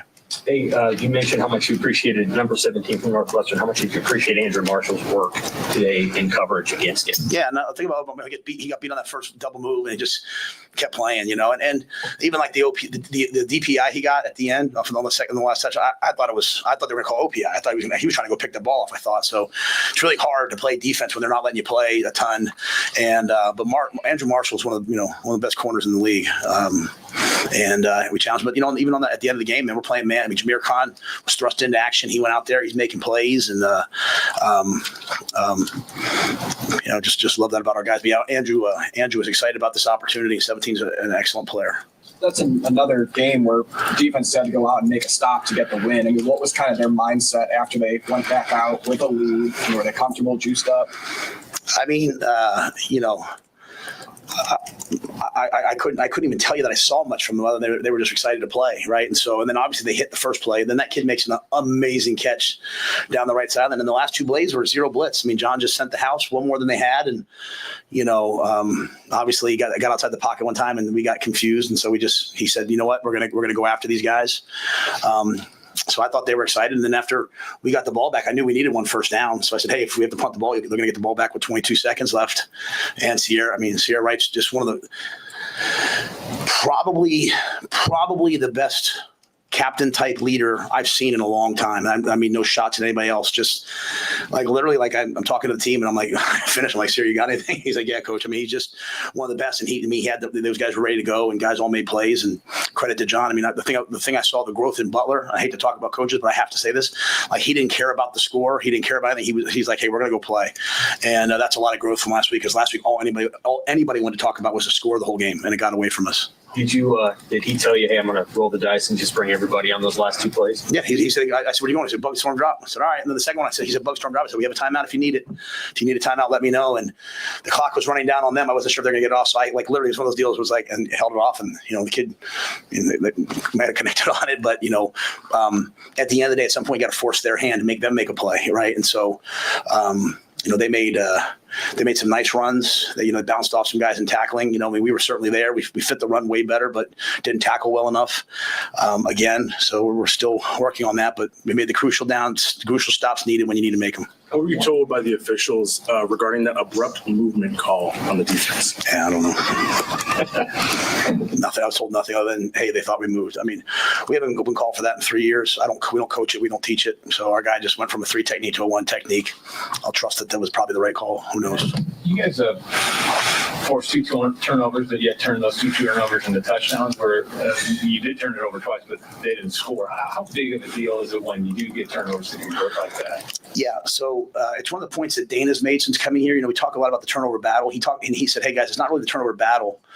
It's more of the points off turnovers. And if you go back to Maryland, we gave up 17 points off turnovers. Now, one was a pick 6. If you want to talk about a turning point in the game, I thought when we threw that interception, they scored. We got the ball back, we threw the interception, and we held them to no points. That was a pivotal moment in the game, right? And so, there's a lot of guys out there on defense that are battling, and I think they had the right mindset. They took the field, and that was as big a stop to me in the game as there was. The one right before the half, I mean, it's 4th down, 4th and 1. We call a play. You could see them yell, they're so well coached. Like they alerted it. They were ready for the play. Dylan's just trying to reach the ball across on 4th down. That fumble doesn't really mean it much. It was a tough decision. Should we have kicked it? We're into the wind there. So we said, hey, let's get 4th and 1. We got to go for it. But that one was not negligible. The interception in their territory, though, was a huge play. So I think anytime you hold them to no points off turnovers, you get a couple turnovers, and you have a kickoff return for a touchdown, you're probably going to win the game. To get to 6, with a month left in the season, just how valuable is that to focus on just winning games, getting better without that pressure of getting to 6? Yeah, there's no pressure. I told you guys last year, the 6 was awesome last year. We would never talk about it again. It's to me, again, we're still working. We're a work in progress. We're not, we're trying to get better and better and better. I love the group. I love the team. I think I've told you guys from the very beginning of the year, it's one of the most favorite teams I've ever coached. Okay. They literally at the end, all they want to do is get the ball and take it to Teddy. It's just an amazing group. That might not mean everything to everybody. I think people in Nebraska probably appreciate that, though. It's that's what's so great about this state. People appreciate the little things like that. But I am proud of the fact every once in a while, I have till tonight at midnight to, I'm going to go hang out and watch TV and be fun, Maddie. And then at midnight, everyone will go to bed and you can ask Julie, I'll put the game on and watch the TV copy. And then I'll watch the TV copy, I'll start brooding about USC next week. But I do mean it. I won't say this on Monday, but I'll say it now. To credit to these guys and all the guys who came before them to from where we were to be 6-2 with NBC coming here next Saturday night with a game that matters, and not just for the other team, but for us too. That's progress. And that progress isn't done by me. It wasn't done by me. It was done by these guys. It's done by the guys who've been here for all 3 years. It's done by the guys who aren't here anymore. Like I said, last year we hugged after we beat Wisconsin and people were going nuts. We were bowl eligible. We didn't even mention it in there. I said it to my daughter walking out because that's all they really care about is a vacation. So, but we're just going to try to go play our best game next week and just do that. We got 4 more chances, and I just as you do this long enough. It's just after being on the road for 2 weeks, it was just so great to be back here. It was just so. I mean, I got here really, really early today, and there's a couple thousand kids in the student section already before anyone's even on the field. It's just such an awesome place and such an awesome home venue that has such an effect on you. Good. I don't know. I'm not sure. I don't know. I wish I could give you a better answer. Probably one of the linemen. So probably Justin. He's the ringleader.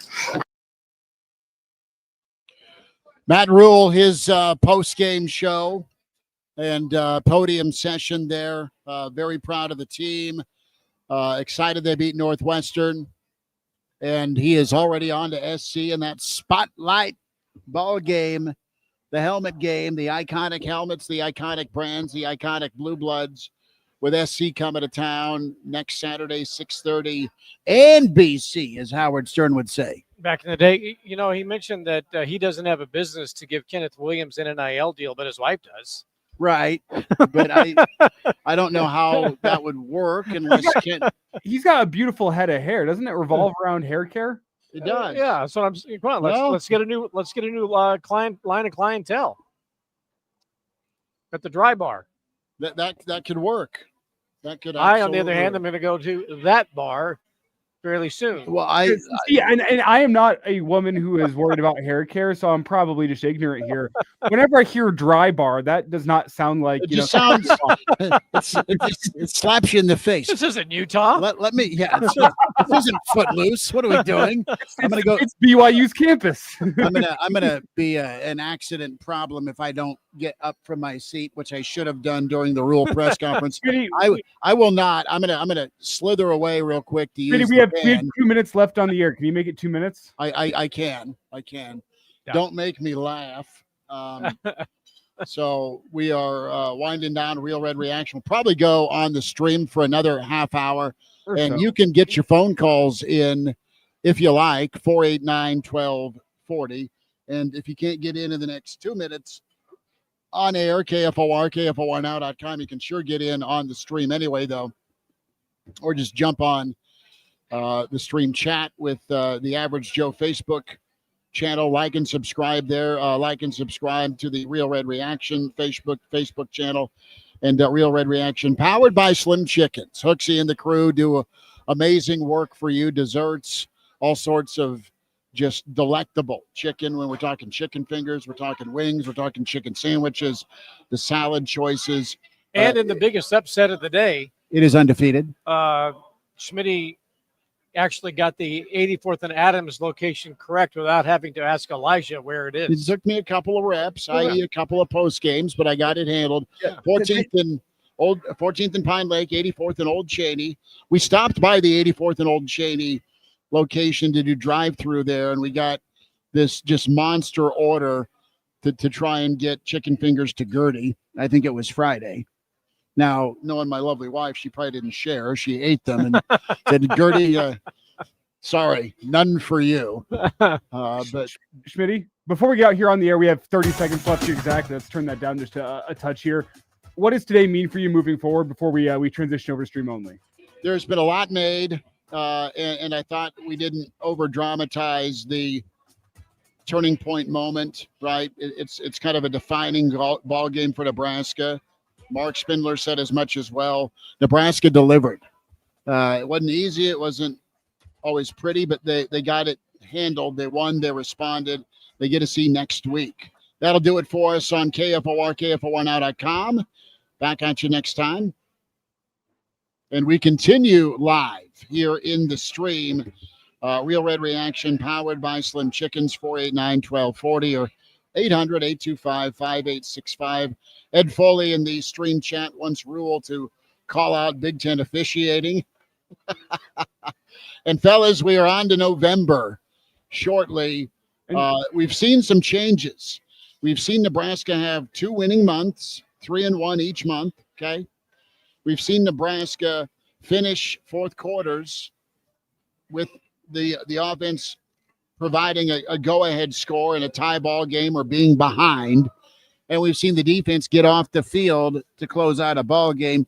We've seen special teams make some monster impacts, provide energy, provide that momentum, and turn the game as well, and for sure not lose the game, but enhance and be a part of the winning formula. Are we going to see a different November? We're seeing a team that is able to get into grind mode. Sometimes they have to be reminded to be in grind mode, but they can find their way to that lane of traffic. So what is in store for November? That's the next thing that is flippable with this year 3 progress, isn't it? Is what November looks like. You guys talk amongst yourselves about that. I'll be back in a moment. You need a old fashioned or a Guinness? Whatever you bring Whatever back I'm from under ordering. the tree. I'll be right back. Elijah, I apologize. This is wrong, but I've got to go. Well, Bill, let me ask you the same question that I asked to Schmidt before we get off the air on KFOR, and welcome everyone in who is checking us out in stream form, the Real Red Reaction show on YouTube, where you can find us, as well as the Average Joe Sports Show YouTube channel, or any of KFOR's social media channels is a great place to find us. So if you are checking in after listening on the air, we appreciate you finding us. What does this win mean for you, Bill, as you look at the final 4 games on Nebraska's schedule? Well, it's progress. I don't think that Nebraska fluked into a win today. There were some things that were a little fluky, but I was thinking about this. You had a win at Maryland in which Nebraska had to come from behind in the last 2 minutes to pull off a win, and they did it. Yes, it was against Maryland. It was on the road, but they did that, and that's not something that has been done with a regular basis over the last generation.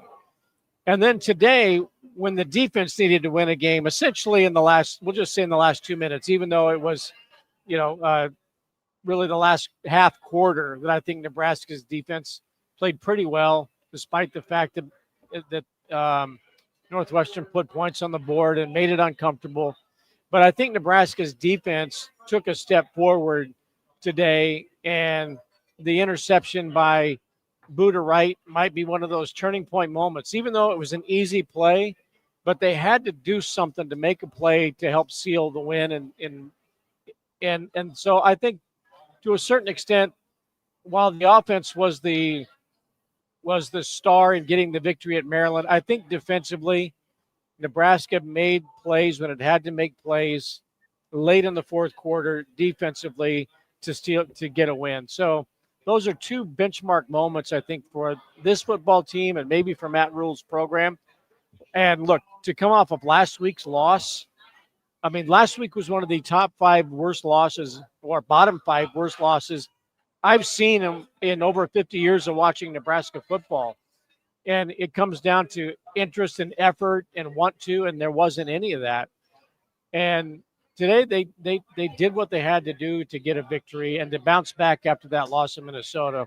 So, look, it's a positive win. There's no question about that. Now, can they sustain that next week against a team that, quite frankly, is going to be more athletic? We know that. Can Nebraska match them with athleticism and benefiting perhaps from our home crowd? Maybe. What Nebraska I don't think has that would give them an advantage is the brawn. And I'm not talking about David Braun of Northwestern. Is Nebraska? Can Nebraska be out physical USC? And I don't know that. I don't know the answer to that. I don't really like the matchup. I remember going back to the Callahan years or whatever year it was when USC came to town, and you're thinking, okay, this is going to be a good game, and it was over by the middle of the first quarter. Nebraska needs to be much more physical consistently for 60 minutes next week, and I think they have a chance. But if they try to just go athlete to athlete, hand-to-hand combat next week, I don't think they can win that game. Well, no, Nebraska's going to need to continue. And I didn't pick them to win that game at the beginning of the season. Nebraska's going to need to continue running the football like they did today. USC's got a front that can get after Dylan Rhule if he's trying to take 4 or 5 seconds back in the pocket.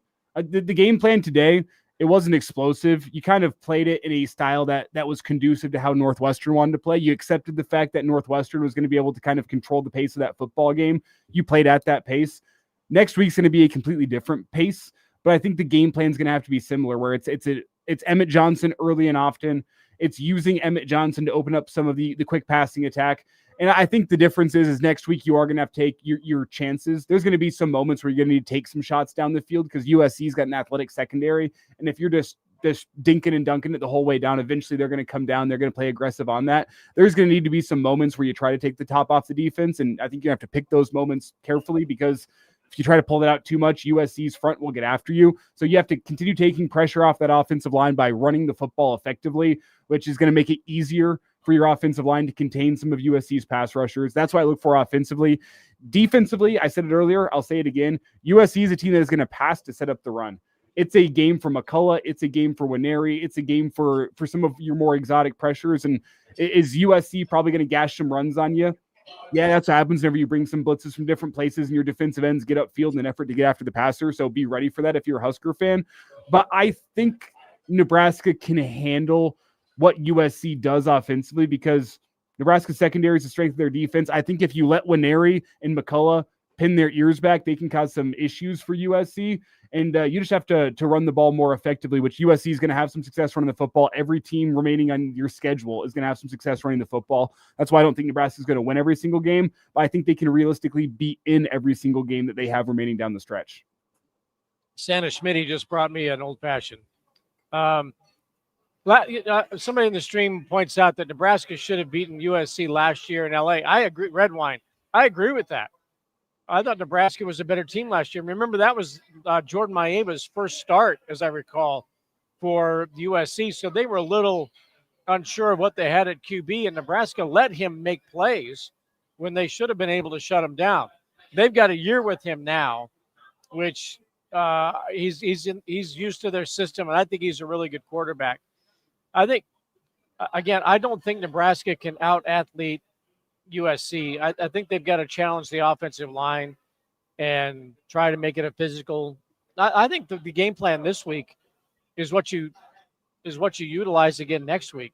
Yeah. I mean, Emmett Johnson had 27 carries, and I said in the on-air portion of the show, Nebraska didn't give the ball to Dylan Rhule and said, "You got to win the game for us." He did have nice plays down the stretch and on third downs and made plays, as somebody pointed out. Yeah, he was significant in the winning the game in the fourth quarter. But for the first 3 quarters, this game was not a game built around Dylan Rhule and letting him throw the ball 35 to 39 times a game.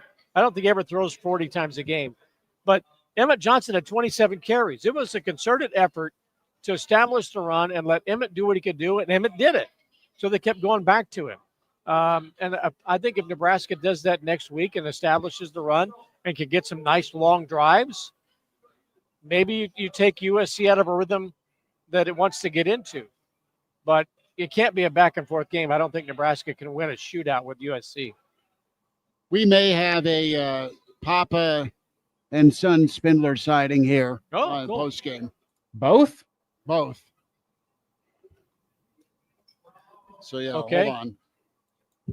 Let's follow up on that. I'm doing that right now. As we look back to this effort today, where do you think that Nebraska, I guess, based on comparing it to what you saw last week, what gave you encouragement from Nebraska today? Were you encouraged? Let's just start here in the minutia. Were you encouraged by Nebraska's run defense today? Because it was still 172 yards on the ground, 5.7 yards per carry. I thought Nebraska was physical enough at times. Now it's not what I'm even used to seeing under Rhule, okay? Because of the personnel. Then that's just the reality. They have different personnel, and Nebraska just does not have the mass on the line of scrimmage. And right in that A gap, there's too many times that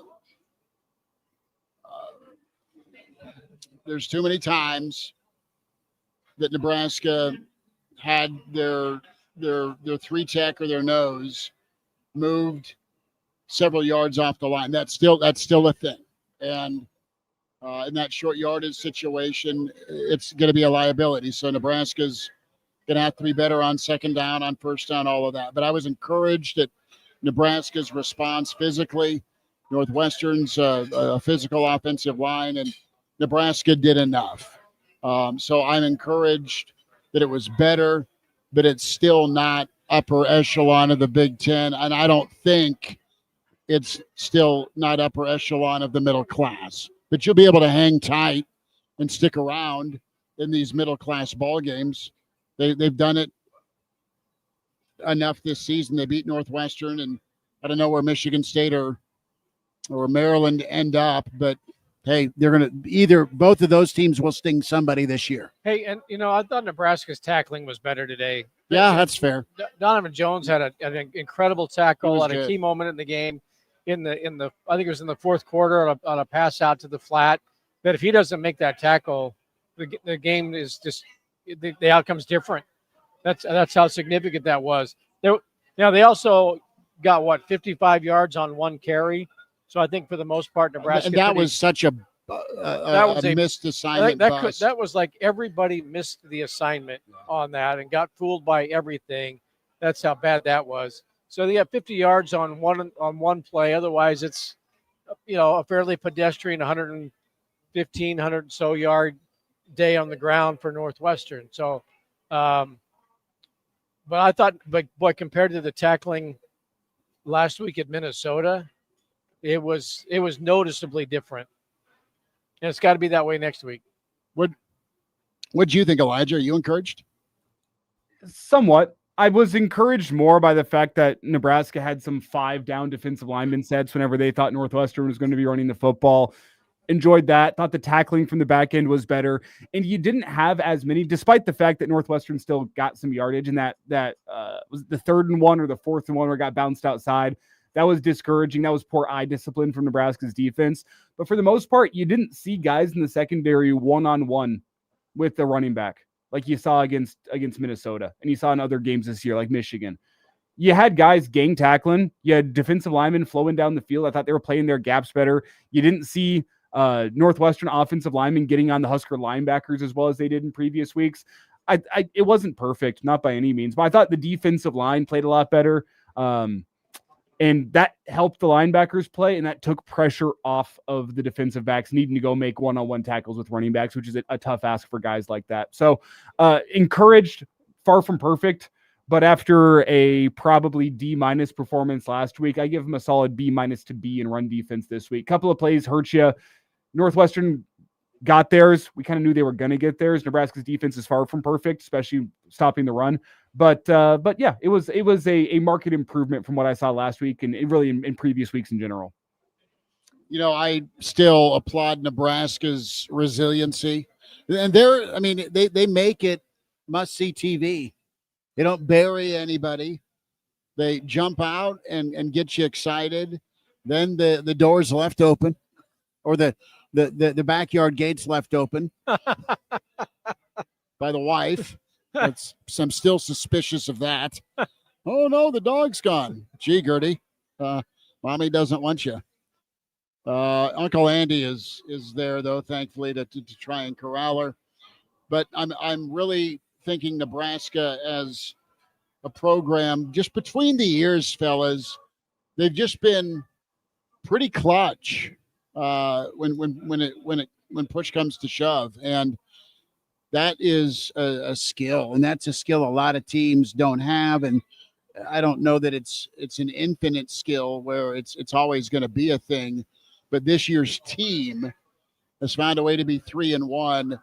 And if you're not Oregon, Ohio State, or Indiana, to have that clutch skill is going to find a way. It's what the Minnesotas It's what the Iowas, it's what the Wisconsins, it's what the Michigan States, it's what they all did during their climbs, during their good seasons, during their seasons that they were at least in the conversation of a team that could. Illinois last year, they were really good in tight ball games. So to be on that part of the ledger right now, and all right, we're talking 3-1 right now. You have 4 more tests ahead of you of one-score games, probably, you hope anyway, coming up in November with that slate, that schedule. One of the games that down the road is certainly winnable, but what will the mentality be? And that will be the Penn State game. You know, there will be so much distraction, really, for both programs, but probably more so for Nebraska if they haven't made a decision, which they're not going to make. I don't think you're going to hear anything from Penn State until the season is over with.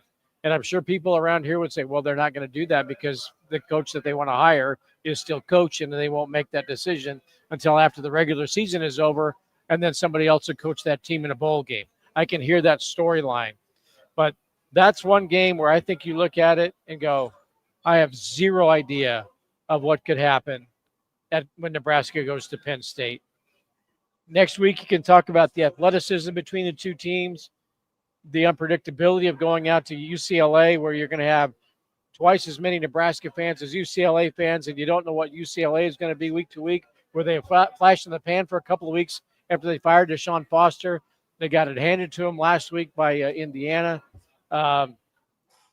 So Iowa looks dominant, but that Penn State game is one where I'm thinking I have zero idea of what that is going to be like, because the storyline is going to be about the coaching search, and is Matt Rhule the guy? And if he lets that be a distraction and the team lets it be a distraction, they'll lose. And so they've got to get that figured out. Well, one more thing I need to ask for next week in particular, are the black uniforms cursed? Oh, yeah, they kind of have been, but they've been cursed against Northwestern. Northwestern, UCLA, Indiana. Why don't they give those back to Lincoln High? I don't know why we're borrowing high school uniforms. Okay, I'll be honest. I love the black uniform look. Yeah, salute to the black shirts and give up 56 points. Got it. Ouch. Ouch. I like the black uniforms. Got to be better than white, right? Yes.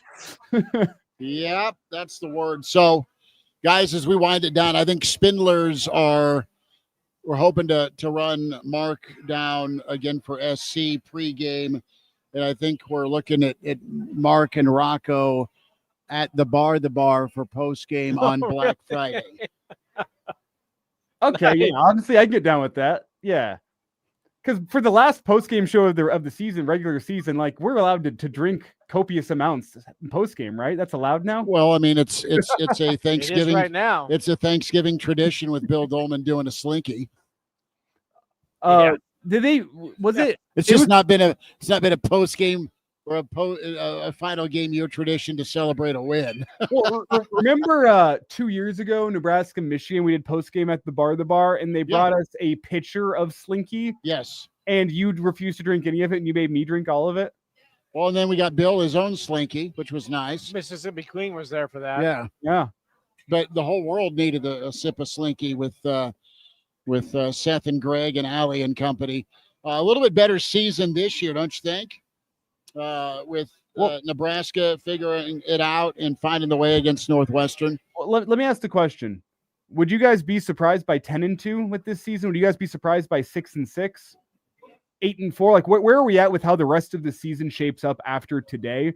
Because I think I would be as surprised by 0-4 as I would be as 4-0, which would be honestly not. They're gonna have to fight to get to 8.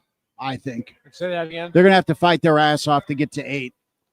Yeah, but I think they go 2-2 down the stretch, and I don't know which 2 that'll be.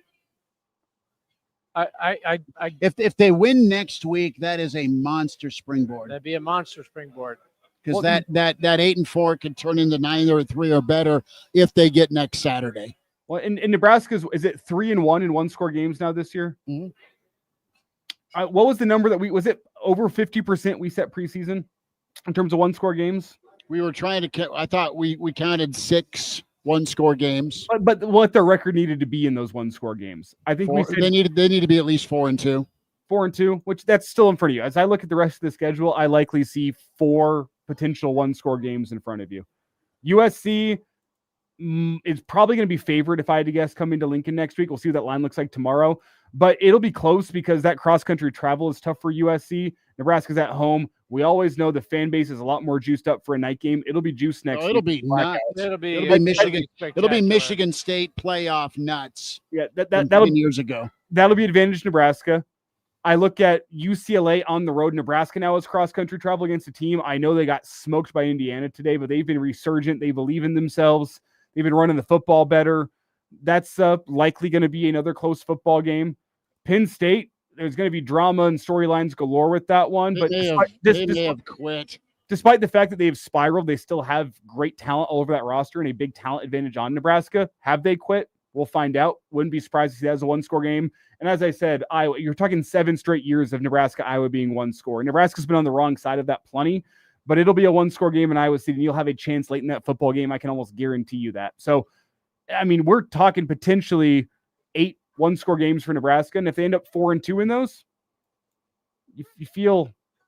Oh, sorry. 6-2 in those. You're feeling pretty good. That'd be 3-1 down the stretch. Well, you can't right now. You get into November, you can't fade, and that's what last Friday was the concern about. Was are they gonna fade? Where do they go? And it was a crossroads ball game today. And they answered that question, which is good.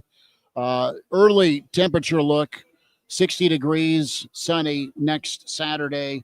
And probably right around 54 degrees at kickoff around 6:30 for Nebraska USC. So there's no John Facenda soundtrack of Frozen Tundra. Frozen Tundra, Can See Your Breath, but it'll be a crisp night for football. I will make night for football. I will make a prediction. I think one of these games is going to be a 5-star performance from Dylan Raiola. I don't think we've seen one of those. We've seen some spectacular plays. I thought he played high level against Michigan. I thought he played it at a B level against Michigan. But I think you might see a game down the stretch. Don't know which one it'll be, where he goes something like 32 of 38 for 390, 400 yards, 3 touchdowns, no interceptions, and he's the talk of the college football world for one of the 4 weeks. I know that's a little general, but we haven't seen that. We haven't seen the 5-star from the 5-star. Today he managed the game really well. He had that's what they needed. He had a bad interception, but he made key plays. The play there was a 3rd down, and I think I wrote it down in my notes, that was one of the best plays I think he's had his entire time at Nebraska. I don't see it in my notes here. He stepped around, had pressure coming from the right side, stepped around it, rolled a bit, and threw the pass to get a 1st down. I thought that was one of his best plays of the entire season. His pocket presence it looked better today. I heard that there was a big emphasis behind the scenes in team meetings and at practice with Raiola this week of getting the ball out quicker and being smarter about the movement in the pocket. You saw it today. There was one where the whole crowd cheered. He rolled out to his right and threw the football away, and you heard a cheer from the Memorial Stadium crowd. Yeah, and he only threw 22 times today. They didn't force an extra 10 or 15 pass attempts to because he's Dylan Raiola, and they got to do it. They didn't have to do it. They played a good, consistent game plan, found what worked, gave it to their best player on offense. He did his job. He could have had more yards. I mean, he took that slide down in the last minute and a half or whatever it was. He probably could have picked up another 20, if not gone all the way on that play and gotten another touchdown. But he slid down, gave himself up, clock ran, game over. But Emmett Johnson was the focus going in. He performed when he had to, but I think there's going to be a game where Raiola is going to be a 5-star, looking like a 5-star. He'll get a gold star. Nebraska will win because of him. They haven't had a performance like that. Here's what I need as you're into this final turn of the season, final month of the year. I need to see him not be so hesitant with when he's going to run it still. I mean, he is a baby giraffe trying to run. Yeah. With the scramble on that RPO. Good. That's a hell of a picture, baby giraffe trying to. Well, I mean, just everywhere. Well, baby giraffe wouldn't hold on to the ball either. Right. and so you're lumbering forward and you're diving. And listen, it's football, so you better learn to like getting hit. I know quarterbacks aren't supposed to get hit, but it really takes away. And good on him for scrambling and diving head first like he's Ricky Henderson. But the fumble can't happen. Can't happen. You can't try and go John Wayne hero ball and then decide I'm gonna scramble forward and have the ball out like this and then thrust your body into angry 300-pounders and expect good things to happen. That's 3 points you had on the board. And that's a difference in all of these games we're talking about. So it just needs to be better. Well, I was going to say on the bright side here, at least Dylan Raiola, as a former 5-star, is doing better than former 5-star Eric Gilbert. You guys see this news today? Arrested again in Savannah, Georgia. You'll never guess the charges. Vape shop. Shoplifting and obstruction of justice. Oh, Wow. that sucks for him. Oh. Hey, speaking of that sucks for him, Teddy Prohaska. Yeah. Oh my Teddy's good God. dude. I'd never seen a collective 80,000 people have the same exact thought as it's not fair. As what happened when he was down. It was like, who's that? Who's that? It was clear who it was. And it was just heart sinking for one of the really, really good guys that I've ever been around with Nebraska football. And y'all know that's been a long time. I've had Teddy in class. I've had, and my colleagues, we talk about, what a really good guy Teddy Prohaska is. A Nebraska guy who wanted to come to Nebraska, even in the most difficult of times, had his heart set on starring here and playing in the NFL one day, and being one of the greats to reestablish a pipeline, and injury after injury after injury. And I don't know the significance of it other than what Matt Rhule said in his post-game press conference, that it looks like it's a significant injury. Players wanted to give him the game ball. But you just felt a collective 80,000 people when they realized it was him, like one of their own, family members, sons. You just wanted a collective hug around the guy. And I cannot say enough good things about Teddy Prohaska. And if he wants to, he'll be a star in our little business here. As good as Rob Zadiska is, and other former Huskers are when they find a microphone in local airwaves, Teddy Prohaska would be a real great guy to have and listen to on the air. And I hope it's not as serious, but I feel really bad if it is and his career is over, because he is a real credit to Nebraska football and Nebraska athletics. And I hope he comes back. But And the guy, despite the fact that his career has not panned out how he wanted or how Husker fans have wanted, a guy that embodies the end, the heart that he has shown battling back. I think it's been 3 significant knee injuries for Teddy. We'll see what this one ends up being. But to battle back each and every time and make your way back to the football field and to keep on trucking through multiple coaching staffs, through multiple hardships, through multiple losing seasons, man, that's just a guy that embodies the end. And you wish him all the best. You hope it's not what you think it might be. And I'm sure we'll get some more clarity here in the coming days. But that is just a guy that embodies what it means to be a Husker football player, with the heart that he has shown and the drive that he has always shown to get back on the football field, even whenever the cards are stacked against him. That's Elijah Herbel, Chris Schmidt, Bill Doleman. We are here at the Single Barrel. It's Real Red Reaction. We're powered by Slim Chickens.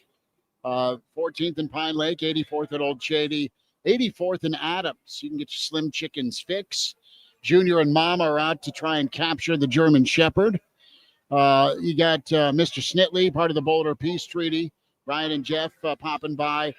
I wonder if November can be big for Riley Van Poppel as he got in, got hosed on a flag, but he also had some nice plays, in on the line of scrimmage for sure. And it was good to see him active. Gabe Moore is a guy that I liked seeing as well, and he gets held a lot. Ever since you've seen him getting more snaps, there's a lot of guys that get their hands on him. I'm anxious to see Nebraska's, hand movement and violence increase moving forward, because the last 2 weeks, the opposing offensive lines have gotten their hands on Nebraska guys moving forward. Graywoman 79 also chiming in on wanting to see more out of RVP. And yeah, we'll see if Nebraska can kind of ramp up what their front defensive line looks like, and the offensive line keep on keeping on with providing some running lanes. It was great to have Rocco back. We always wind it down with this. We tell you to like and subscribe to the Average Joe Sports Show on YouTube. We're back tomorrow, Sunday live at 10:30. Also can subscribe to Real Red Reactions Twitter and, of course, YouTube channel, KFOR, KFORnow.com. A word, fellas, to sum up. What best describes today for Nebraska? What's the word that comes to your mind as Nebraska wins at 28-21? Bill Doleman, you lead off. Is a word? A sigh of relief. I'm going to say important. Yeah. It was an important win after what transpired at Minnesota. And you came home. It was a late arriving crowd for an 11 o'clock start. I was worried that there were going to be too big of pockets of emptiness in Memorial Stadium, but they did fill in the dots pretty well, so that was good. And to win a game that you had to gut it out and find more of themselves. I go away from that they went away from Dylan Raiola as having to be the guy. And I think they forced that. Yeah. It's got to be Raiola. Raiola's got to throw. He's got to do this. He's got to do that. Today, he was just a role player today. He made some nice throws in the fourth quarter when he had to have it. But for the most part, he played a role within the team today. Emmett Johnson was the star, got good blocking. Defense made plays when it had to. They overcame some really bad officiating and got an important victory that gets them to 6. There's not going to be the discussion about when are they going to get to be bowl eligible. We've gone down to the last weeks of the season, the last couple of years, and they got it. So I think this is incredibly important for Nebraska football to have some semblance of momentum and belief that we did it. We came back from a really bad loss, and now we can focus on perhaps winning a game against USC, because for this week, we got the fans back. That's another part of why this game is so important. Yeah, to me, the word, and Schmidt, to go back to your defensive line point just briefly here, I think they are what they are. I think today Nebraska did a better job of scheming for what they were and making sure that aside from the one on third down where we had poor eye discipline, the 5 and 6 yard rushes weren't turning into 70-yard rushes. But I think the guys like RVP and Keona and those guys in the interior, they are what they are. You're going to have to scheme around them and make sure that you have a plan in place for them every single week. But the word for me this week is reboot. It kind of feels like a week where, last week the computer was a little bit overloaded, had too many programs running. It freezes up at a crucial time. Yeah, you got a paper due at midnight and your computer just froze. Close out some tabs. You got to do Control-Alt-Delete, reset the system. Clean the cache. Reboot it back up. This was the reboot week where, hey, it's still an old computer that's got some issues and you better not overload it. But it was back to running how it should, which is still not great. It's still not perfect, but you've rebooted it and you can at least get that paper written. And the paper might not be great because you're still working on a deadline, but you have got that paper in hand. You're back to working on it, and now you're up against the deadline of I got to get it in by midnight. But reboot is the word for me. It seemed to be back closer to what we expected from this Husker football team. Not perfect, Good enough to win some football games. Good enough to keep you in, I think, all the football games you have left. Good enough to get that paper written by midnight. Gray Woman says last week we had a virus. Yeah. Somebody downloaded malware when they should. Hey, be careful what you watch online, people. Last week you went to Tijuana and came back hurting. I'm going to go phases, right? That's the word. What is it? Phases. Because all three made it happen today, and that's been rare around here. But the defense got the interception. Rhule talked about that was the key. After the interception, they get the interception back. And then they go score off of it. Special teams lit the fuse in the second half in a 7-6 ball game. Kenneth Williams stepped up and made a big play. And then defensively, you were able to get the stop on fourth down, and you had pretty good energy today. I mean, it was one of those cup check ball games for you in the season. I'm going to switch it from phases to cup check. It's 2 words, but that's what it was. And Nebraska responded, and folks weren't real sure that was going to happen, despite Matt Rhule, despite year 3, despite history. Just based on how the mood and the vibe was. Folks are in a good mood now, and they're understanding and accepting that it can be either ugly / gritty, whatever term you want to use, but you'll take it because it was great.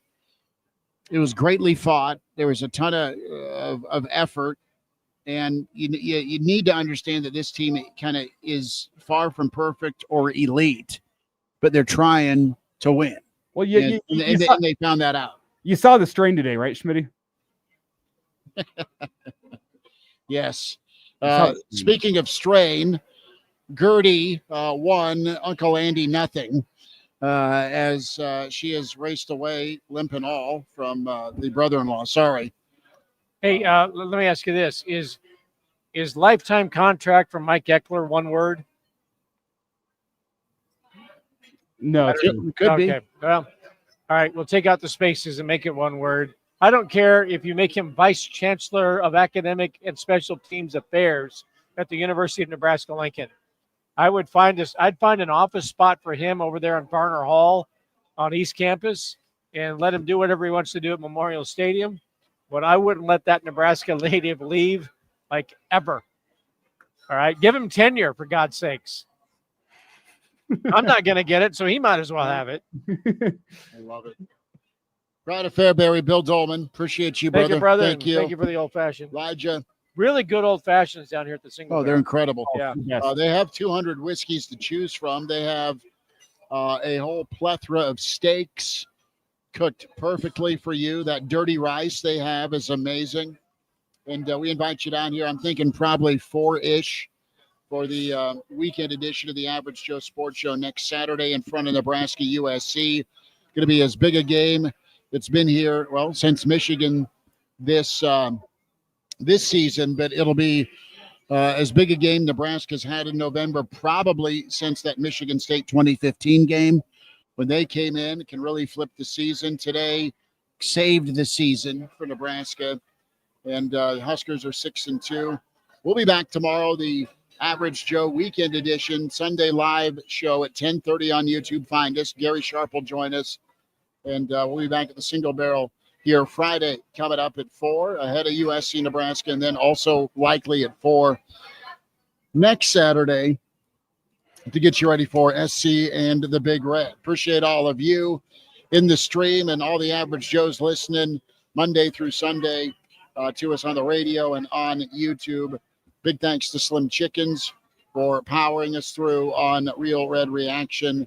14th and Pine Lake, 84th and Old Shady, and 84th and Adams. We'll talk to you tomorrow at 10:30 with the Average Joe Sports Show and Real Red Reaction. Thanks.